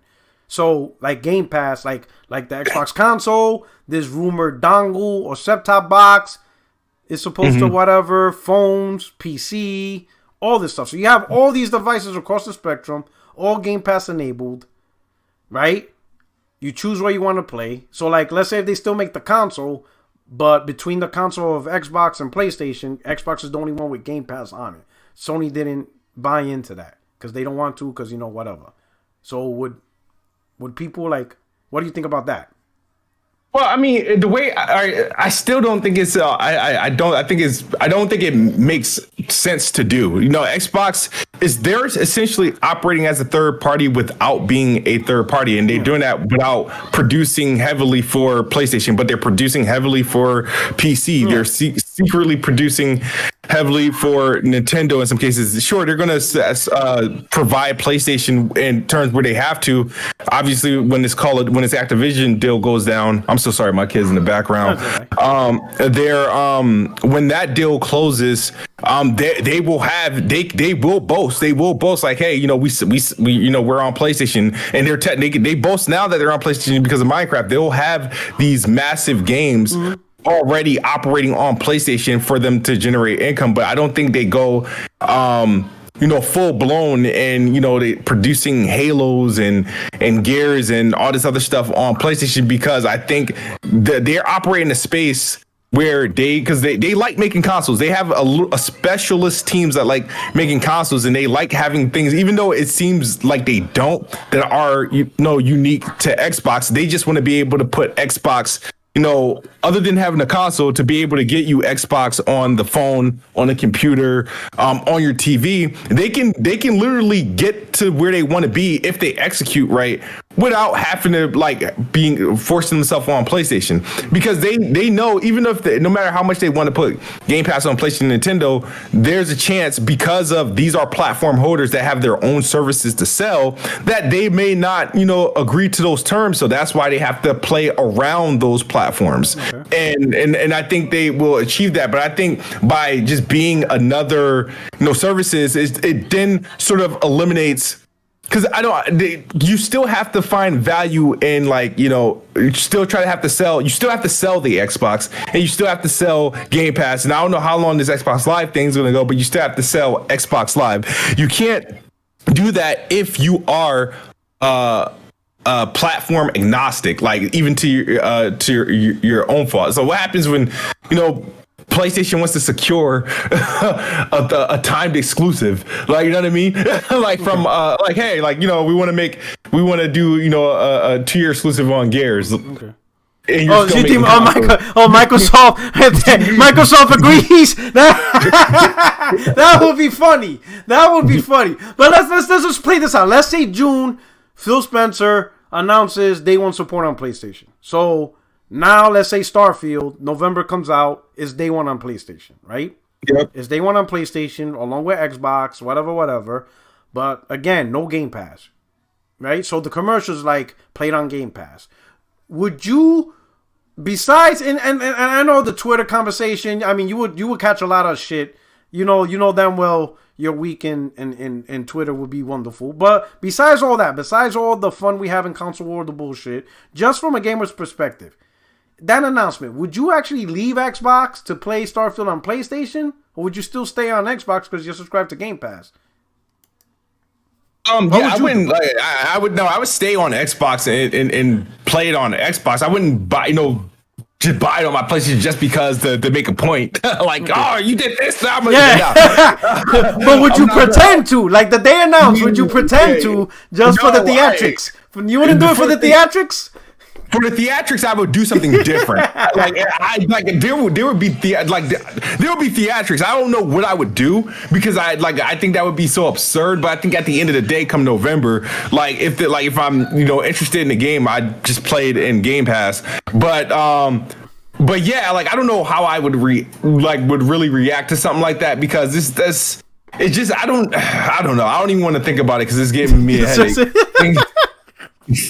I'll be honest. It's. I think in the end, right? A lot of people, because it's true, Game Pass is a huge movement for a lot of gamers, right? And I think it's because there's a lot of gamers that didn't buy a lot of games. I know a lot of. I think here's the funny part: the people who get insulted by that statement are the ones who did buy games, but they don't realize I'm not talking to you guys.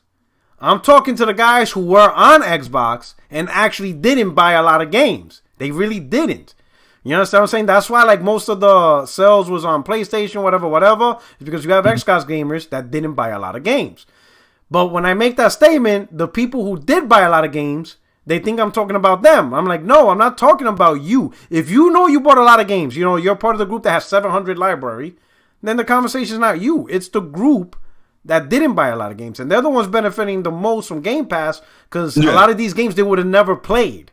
The guys who bought games like you would have been playing these games with or without Game Pass. If Microsoft never created Game Pass, you probably would have been playing these games regardless, except now you would have paid the full $60, maybe even 70. But now Microsoft made it easy for you. You're going to get the game anyway. You would have bought it anyway, and now you're enjoying it. So I think a lot of gamers are hopping onto Game Pass because for the first time, they're actually having access to all these games where mostly you and I, we played all these games because we're willing to pay thousands of dollars per generation to play all these games. They were not. So now they're in the club. They're in the club. They're in the club you're in. You know what I'm saying? Because you're in the $1,000. You know what I mean? Because during Xbox One before Game Pass, you were buying all these games, right? Yeah. So now they're in your club. They're like, "Hey, Smooth, I'm with you," and you're looking at it like, "Bro, I paid my way for this shit. Microsoft made it easy for you to enjoy all this shit, right?" Because I see people, "Oh yeah, man, Rise is great." I'm like, wait a minute, Rise came out like 6 years ago. Like, you're telling me you started playing this now? It's because they didn't play it at launch because they didn't buy it.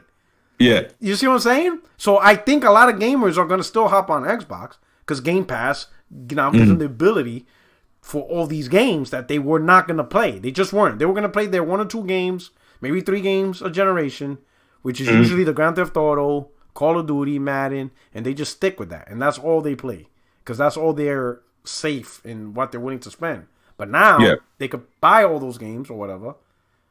And now that Activision could be a potential purchase, that makes them even happier because now they don't even got to buy Call of Duty. They're having a wonderful time. They're having the best time they ever had. So... I just think, because I know the number one reason, and I'm surprised nobody said this, is competition, right? Everybody says, oh, Microsoft got to stay first party because of competition, right? And while I agree with that statement, I absolutely agree that competition breeds better products. Look at the PlayStation 3. Sony got their shit together because 360, was really putting a whooping, and stuff like that. They really took a lot of market share, and Sony's like, man, we got to fix this, right? Mm-hmm. But let's be honest. Over the last 7 years, has Microsoft really, I mean, like, other than, good Twitter conversations and shit talking, like MLB going to Game Pass day one, because that was a good shot. That shit was funny. But is Microsoft really providing good competition? Like, the competition that's worth in dollars, that's really making Sony nervous, like, man, we about to lose some money. Because do you really see that right now?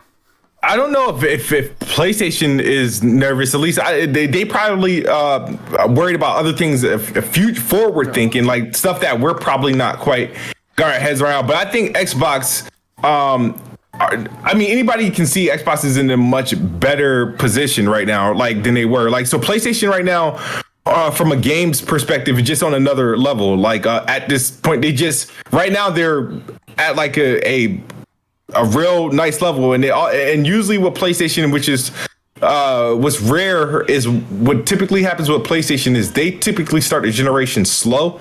They didn't start the generation slow, and that's where they're at this level where Xbox has to come hard. But the thing is, Xbox is at this point where they're getting beat, but they're not getting demolished like they were.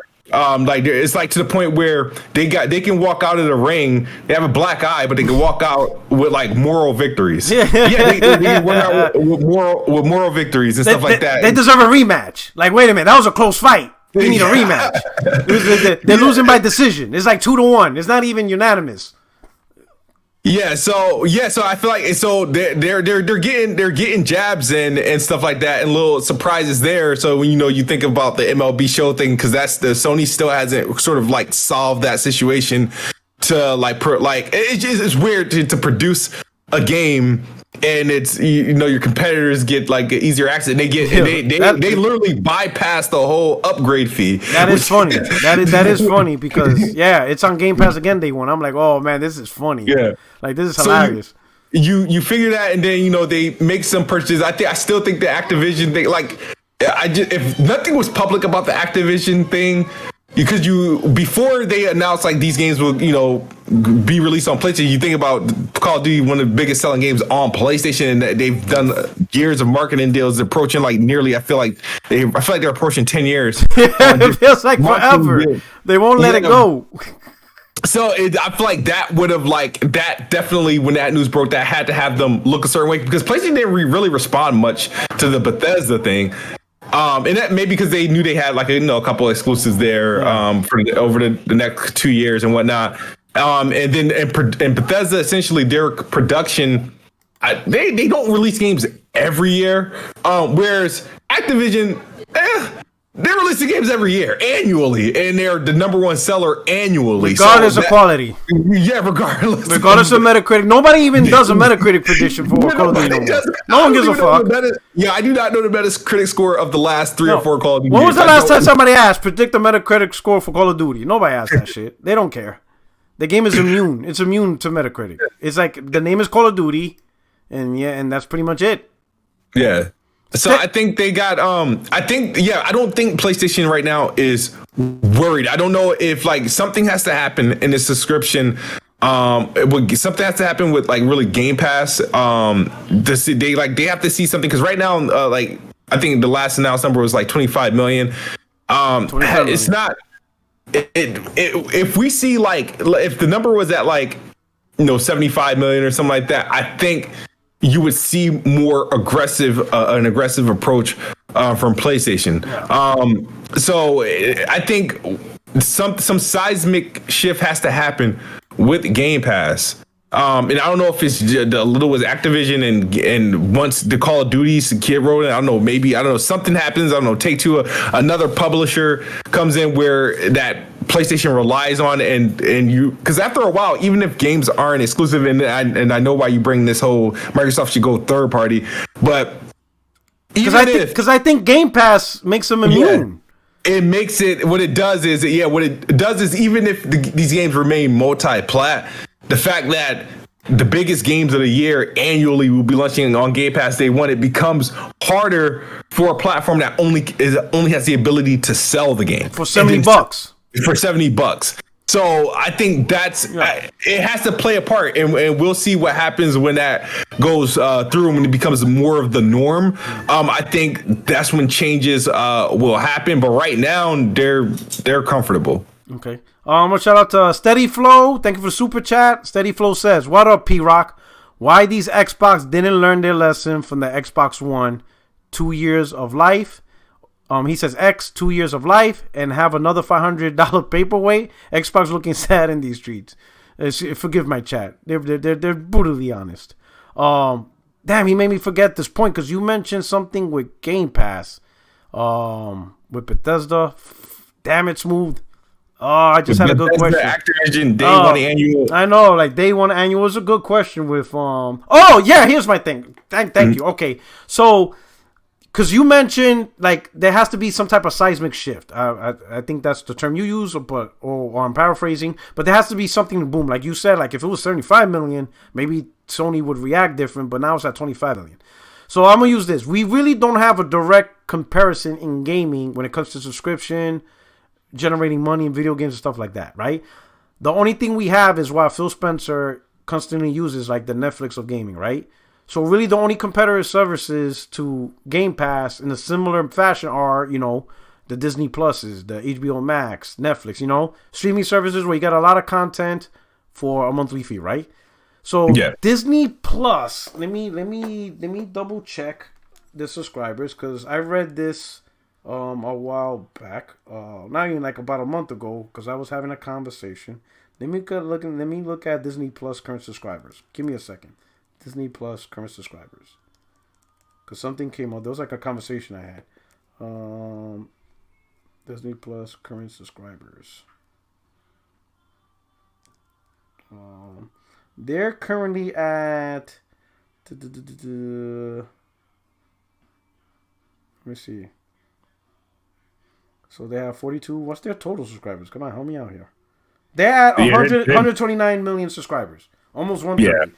And even with that subscribers, Disney is projecting that Disney Plus will be profitable in 2023 with the increase of subscriptions, with subscribers.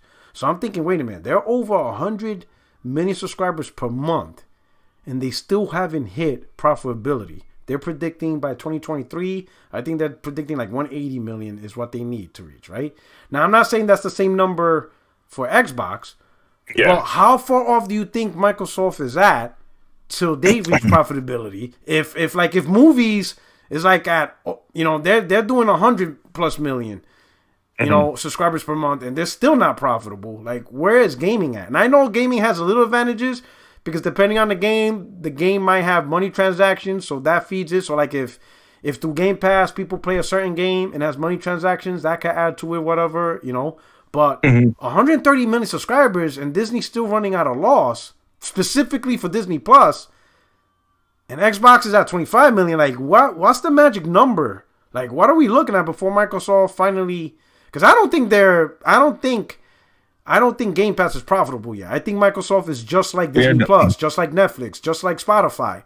They're gonna run out of loss for a given point until they hit that peak of boom. We hit the difference. What is that number? I think the number we gotta look at Xbox Game Pass alone has to start being pretty much being that revenue at some point. But the thing is, the difference between Xbox and all these other services. But Xbox, which is the hard point, they're not going to. I don't see them they're not going to stop selling games. Yeah, the games are always going to be available to sell, so those numbers keeps feeding in to their overall rate. You know how they offset. They help offset losses. They do all their games and services. They combine the services, games and services, or whatever, into their revenue. So at that point, it's like. I mean, their goal isn't their profit, their profit targets isn't as lofty as a Netflix, they're never going to sell you a individual movie. Yeah, they don't sell Netflix movies, so they don't have nothing to offset. Yeah, so Disney they can sell you like you could watch like a big premiere, like they charge like a premium on like a. Like, for example, like if, let's say another Avengers movie come out, right? I'm just trying to think. I know, it's like Black Widow. When it was day one on Disney, you had to pay for it. It was not like HBO Max. HBO Max did day one. Yeah, I know what you mean. Yes, and they still got to work through the kinks of that as a start. Because, like, the thing is, it's hard to replace, box office, like, movie tickets. You know what I mean? For, like, a monthly, like, subscription. But then again, you also got to factor in, if you're Disney, you're not releasing movies every month. You know what I mean? You like your movies. You probably might do a couple movies a year. You know what I mean? And now that how much movie tickets cost on like at release, because you make your most money the opening weekend. Yeah. So that what is it like maybe $15 for a movie ticket? And so. If you think about it, during the times you're not releasing anything, you're constantly getting how much Disney Plus cost? Was it $7? $7 a month from 129 million people. I don't know, man. Like they probably just gonna have to start making cheaper movies. I know. Yeah, it's like even their shows are like big blockbuster shows. Yeah, it's crazy. So, dude, I don't know. Honestly, I don't know how they come to I don't think anyone has figured it out yet. To as far as monetization, like they're still trying to figure out how you pay artists for music. You know what I mean, on streams. If nobody's buying the units and you're paying per play, how do you you're not feeding advertisements? Yeah. Into that, like, you know what I mean? So pretty much, it's literally what's going to happen. I'm going on a tangent, but like, it's, like with the music industry, like you'll find artists that don't even sign to a label; they just sign directly to Apple. Yeah, like I'm like, all right, well, you're responsible for my distribution, and and I'll just take this, this contract, this money for this how many years until it's time to re-up. I think once they find the way to monetize in a way for people to get paid, you're going to see a change in how business is done. But yeah, they got to find ways to offset. That's why, it's weird with Netflix. They close and cancel shows all the time. You know what I mean? We've seen Netflix do like hybrid things where they'll premiere day and date in Netflix, but while the day and date it premieres in the movie theater, so they can still get money from it. Like when Eddie Murphy did Dolomite, you know what I mean? He still had box office opportunity instead of going exclusively into Netflix. So they were able to lead, and I think that was Netflix produced film anyway. So they were able to make box office money. So they had to step out of their subscription as well. And that's a situation Xbox really doesn't have to deal with it because they're always going to be able to sell games. When they put out the next Gears, like a ton of people is going to jump into Game Pass to do it, but they're still going to be able to sell that game on Steam, on Steam, on Xbox, digital. Like they're going to still be able to push that to get revenue from the game, even if they don't have hundreds of millions of Game Pass subscribers. But there's a couple barriers they got to get, because the thing is you have to. It's hard to compare with like Netflix. Like for example, Netflix and Disney Plus is on every device I have, even on my Xbox. Even, you know what I mean? Everything. They're on consoles, they're on TVs, they're on Blu-ray players, they're on phones, tablets. Completely platform agnostic. Goddamn cars. Yeah, you literally so it's like, in order, honestly, the crazy thing is in order for Game Pass to be that for gaming, you know what I mean? The console war literally just have to die, and it has to just go it just literally have to make its way on every platform if it can. But obviously PlayStation and Nintendo's gonna stop that, so they have to hurry up and get on cheap ass smart TVs. They have to hurry up and get on TVs, and they have to do put on a killer marketing campaign to do so everybody's aware of that. But they have to get on TVs, and they have to get on, if you can't get on other consoles, I mean, hope Gabe and all these other mobile PC making dudes make as many mobile PCs as possible and ship Game Pass on those. We already know Gabe and Steam Deck they're working on. They're already approving Xbox games to work for the Steam Deck. They just have to find a way on every device possible if you can't get on PlayStation and Nintendo, because at the end of the day, if you do that, you really don't need Nintendo or PlayStation to hit those numbers. At the end of the day, would you say, I mean, well, I know Xbox 360 helped Netflix big time when it first kind of app. But when it did that when it had that digital app. Now, how would you say the consumption rate, right, of let's say a Disney Plus or Netflix on console versus all the other devices? What percentage you think consoles is responsible for? I have no idea. I never really looked at that. That's a good question. I have no idea. I never really bothered. But then again, you can't even use that, because one person can have 5 accounts on multiple. Can literally have one account on 7 different platforms. Yeah. So it's really hard to say. But I will say this. So let me ask you this, right? Because you bring a good point at consoles. But do you see a difference in enjoying the medium? And what I mean by this, let's say you watch a big movie, right? Yep. You got the theater, you got the TV, you got the phones, whatever. But a lot of people have no issues watching shows on tablets and phones, right? Mm-hmm. But when it comes to a game, there is something about playing the game on a TV with a controller as compared to playing the same game on the phone. Like, for example, like xCloud. You don't hear much about xCloud no more. In the beginning, you did because it was new. People were wondering how would it work. Get the Rikishi, thing. And there was a lot of conversations on Twitter. Now you don't hear anything about it because people were wondering how well Microsoft can implement it with the Azure service. It was more about the excitement and wonder. But now it's no longer about that. Now it's about playing it. But I don't see a lot of people playing it there no more. Everybody wants to play it on their X or on their PC because that's the premium experience. And I think that's something gaming has to tackle. Because movies, People would be like, oh, I'm not going to watch this on my phone. I got to watch it on my TV. Some people have no issues watching a TV show or movie on a phone, right? Because it's just a movie. It's not the same like a game. A game, there's like a level of immersion that you want. And we bitch about the little things. Frame rate, stuttering, latency. Like we like gamers, we hold games to a higher standard than movie critics hold movies to a higher standard. Because anything will set us off. You see us, we zoom in to fucking like to a rock that's like 2 miles away, and like, look at this texture. This shit is trash. Nobody does that with a movie. Like, nobody free phrases a movie and zooms in. Like, look at this bad angle. Look at this lighting hitting the table. It's not real. Bro. Like the set didn't angle the light right. Like, we don't freeze frame and be like, wait a minute, there's no shadow behind the character. Oh, this movie's garbage. Like, I think the only time I seen something like that was really Game of Thrones. They left the Aquafina bottle, but that was just because it was funny. Yeah, you know? Yeah, in the Tupac movie, they had him with an iPhone, bro. Yeah, but you see what I'm saying? But they don't do that. Like, nobody like stops a frame and be like, as you can see in the background, there's glass, but there's no reflection. This movie's trash.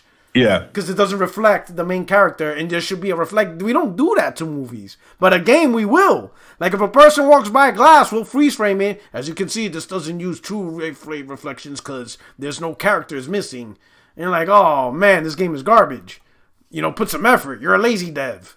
You know what I'm saying? Like, we don't do that to movies. So I think movies, we hold a higher standard to it, and to get the best standard out of gaming, you're never gonna get that on a phone. Or I don't think you ever get that on streaming. I think that's always going to be way behind. I think native consoles is how people want to play because you get the best experience. And even then, we'll find a way to bitch. You know, you probably experienced it. There's people on Halo Online spend more time shooting at tires to see if it blows up. And you're like, bro, what are you doing? Oh, I'm making a video. Yeah, like, so fuck. Like, can't you make your own personal room and do this shit? Why you gotta go online and do this? Like, yo, I had a bunch of friends. They tell me that, like, half the room is people making videos. Like, no one really wants to actually play the game. They see people, like, shooting, like, at weird stuff. And you're like, yep, there's a guy making a video. That's why he's doing that right there. Like, shooting at a gate. You know, it's weird.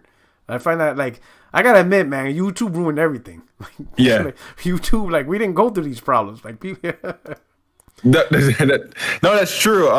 You bring up a good point. As far as like gaming is different. Gaming consumption and movie consumption is completely different. Because like I can't do, like, for example, I don't know how much hours of Elden Ring I've played. I'm not doing that on the phone, bro. Like I've had multiple nights. You're not playing that until like 2, 3 a.m. and by accident. I just don't see myself doing that on the phone. So it's just not possible. So it's a level that I don't think cloud gaming, it's cool. It can't be like this is going to replace your console thing. I just wouldn't do it. Cause I don't, if console becomes like, if TV and pretty much if native play becomes less of a thing in console gaming, I think I'll stop playing games like that, or I'll be playing on PC or something like that. Yeah. Do you think cloud gaming is more just because some people are thinking, to reach 3 billion, cloud gaming is a way, but I see cloud gaming more as just an extension of your ecosystem. Because I could see, like, when you're not in your house or you're traveling to a hotel, you're on business trips, instead of, carrying your console around, you'll spend the 2 weeks to play on your TV versus streaming or whatever, because it's temporary and it's convenient. That I understand. That I get. I get that. I get, it's a very convenient way to play games when you're out of your main element. But once you're home, you ain't trying to stream and deal with latency. You want your console, you want the latest tech, you want the ray tracing, and I don't think streaming will ever be on par 1-for-1 with native hardware. I think native hardware will always have extra bells and whistles and benefits because, streaming won't be able to catch up. I think streaming will always be just an extension of what you like to play. But when it's time, when you're in your house, you're in your game room or man cave or living room, wherever you play games, that hardware is providing the best possible experience, whether it's PC or console. You're getting the very best, the way it's meant to be played. To me, native hardware is how the game is meant to be played. Everything else is just an extension and more like, it's just it's just a convenience. But with convenience, you have to accept certain things. Less graphical qualities, maybe a little bit of latency, smaller screen, things like that. But the convenience of playing outside your house is cool. But once you're back home, you're not trying to hear about these inconveniences. Native hardware, you want the best possible experience given the hardware that you bought. Andrew Wilkins, Sony stated last gen PS Now is profitable? No. Well, I gotta look into that, but okay. But he said Sony stated last year PS Now is profitable. Game Pass will never be big or profitable. Microsoft isn't seen as a good gaming company. PC gamers don't sub to Game Pass. I'll say this: if Sony said PS Now is profitable, it's only because they're not putting expensive content on there. I remember what's the dude's name? Sean Layden. He was actually on Jay Barry and Persona's podcast, and he stated that when they looked at the system, streaming service, and he's talking specifically PS Now. This wasn't about Xbox, but for PS Now, it's a good way for catalog titles. But it's not a good way to put brand new PlayStation because he says that they will lose money on there. So when they reviewed it, and again, he's talking about PlayStation. He's not bringing up general services specifically. PlayStation Now is a great way for catalog titles because they're old games. How much money you think it's costing them to actually put these old games you're just on paying for servers at that point. You're not really paying much for anything, right? And and how much money are the developers getting from these third parties? Probably not a lot. It probably doesn't cost much to host catalog games as compared to Horizon, Forbidden West day one on PS Now, and PS Now only costs $60 a year. Well, fuck, the game itself is $60. Yeah. Now you just, so I think, but he was only talking from his perspective. So if PS Now is profitable, it's only because for Sony, it just has a lot of catalog games. There's a lot of old games and stuff like that. And like a lot of half the library is not even native. It's, through cloud streaming. So that's probably even a cheaper thing, right? Andrew Wilkins, also xCloud has more input lag streaming than PS Now because those Azure servers are trash. Jesus Christ. Even DX12 is horrible because games run horrible on it. Man, Andrew really don't like Microsoft. Jesus, all right. Hey, Project Cloud, you got your stuff fixed? Oh, he left. He's been having issues with that. But anyway, so Smooth, you have anything you want to say? Last topic, because I'm glad you came through and... No, I just was watching the show. So when you called me, I was like, you know what, let me just jump in here and be a part of the conversation. So this was complete surprise. Thanks for One last question. It's March. Are you kind of feeling some type of way? Like there's no games and you don't even know when the next big game coming out for Xbox. Like how are you feeling right now? We go through this annually. Do you ever ask yourself damn, Microsoft, why do you wait to the very end to push out bangers? Why can't you spread it out? I did a video on a couple weeks ago, where Xbox 2022 games.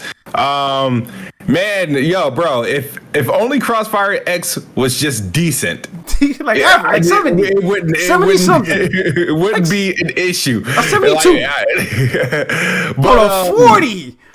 There's no defense. There's nothing you can say. You're oh my god.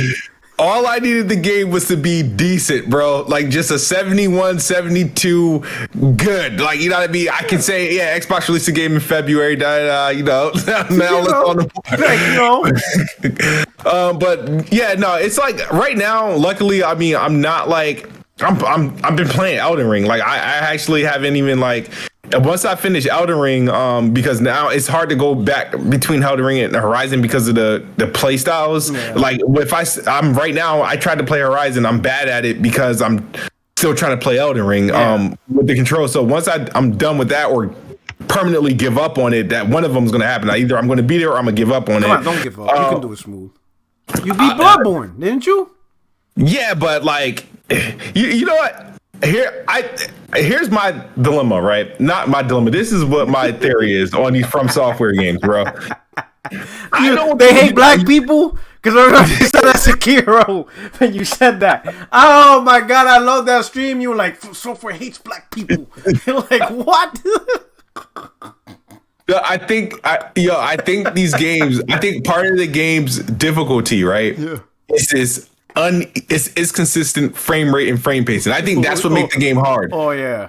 I think that's what makes the game hard. I literally, because if you think about these games for these dudes for 20 years, been making games and couldn't achieve a lock frame rate. They can't lock it. I think that's part of the design. And then that frame rate hits at the right time when you're trying to dodge or roll. And that's when the bad guy's at his most powerful. And you get wiped and you're like, oh my god, this game. Because think about it, how many people struggle? Now I can't speak on this personally because I haven't played it, but how many people struggle with Demon Souls versus From Software games? The Demon Souls remake, not Demon Souls the original. The remake runs like a normal game. It runs people smooth. having a better time with it. But, so, It was. I think From Software games difficulty relies on its bad frame pacing. It's true because Demon Souls is a very smooth game, especially if you like your melee build. It's a very smooth experience, especially if you play in performance mode. Yeah, it's like very smooth. It's like when I played in performance mode, I'm like, man, this is a really smooth. Demon Souls. I'm like, wow, this is really smooth, and you can fight better. So it's true. That's a good point. Hey, so when Returnal updates, are you gonna get back to it and call in some help? Oh yeah, I'll call in some help. Yeah, you can call me. I'll read. Listen, I'll read all the books. Leave the reading to me. I'll read all of it. I'll be like, Smooth, I got this. You ready to beat the game? I'll be like, yeah, hell yeah. I love that game, man. I absolutely love it. I'm gonna re-download it. I can't wait to get back into it. I absolutely love that game. I still got it installed. Like, yeah, I'm still stuck on Biome 3. I got you. We got this. I'll read all the books. I'll be like, Smooth, don't put that on, bro. I read it. Leave it alone. Let's go. Let's keep moving. Man, yeah, but I love that game, man. So we're gonna do this. We'll jump live on your stream. All right. But hey, thanks for stopping by, Smooth. Hey, so special guest Smooth out here gave us the Xbox perspective because he is the best bot still to this day. And hey, I hope everybody enjoys. I hope you enjoyed the podcast. On your way out, hit the like button. Subscribe, do all that stuff, retweet aloud. This is your boy Porter77. Your only friend is YouTube Streets. Kids Smooth out here with Planet Xbox, right? Or is it Universal Xbox now? Like, what do you call your show? Is that Galaxy Xbox? No, it's play Xbox. I thought you was Planet Game Pass. It's not Planet Game Pass no more. No, I still play Xbox every tomorrow. Tomorrow. Yeah. So tomorrow, Planet Xbox. I already know what the topic's gonna be. Fucking Perfect Dark. And hey, my man Smooth threw a gamble. He's like, don't worry, the game's fine. It's coming out next year. 12 hours later. Yeah, I was hoping you forgot that we even you know me better than that. You know me better than that. Especially only a day. I would have remembered if it was 6 months. I would have remembered. I would be like, yo, Smooth, didn't you tell me everything was fine? You would have been like, blocked. You're muted. I'm not dealing with you today. But anyway, thanks for the show, though, Smooth. All right. Hey, thanks for rocking out, everybody. I hope you enjoy. Take care. Peace.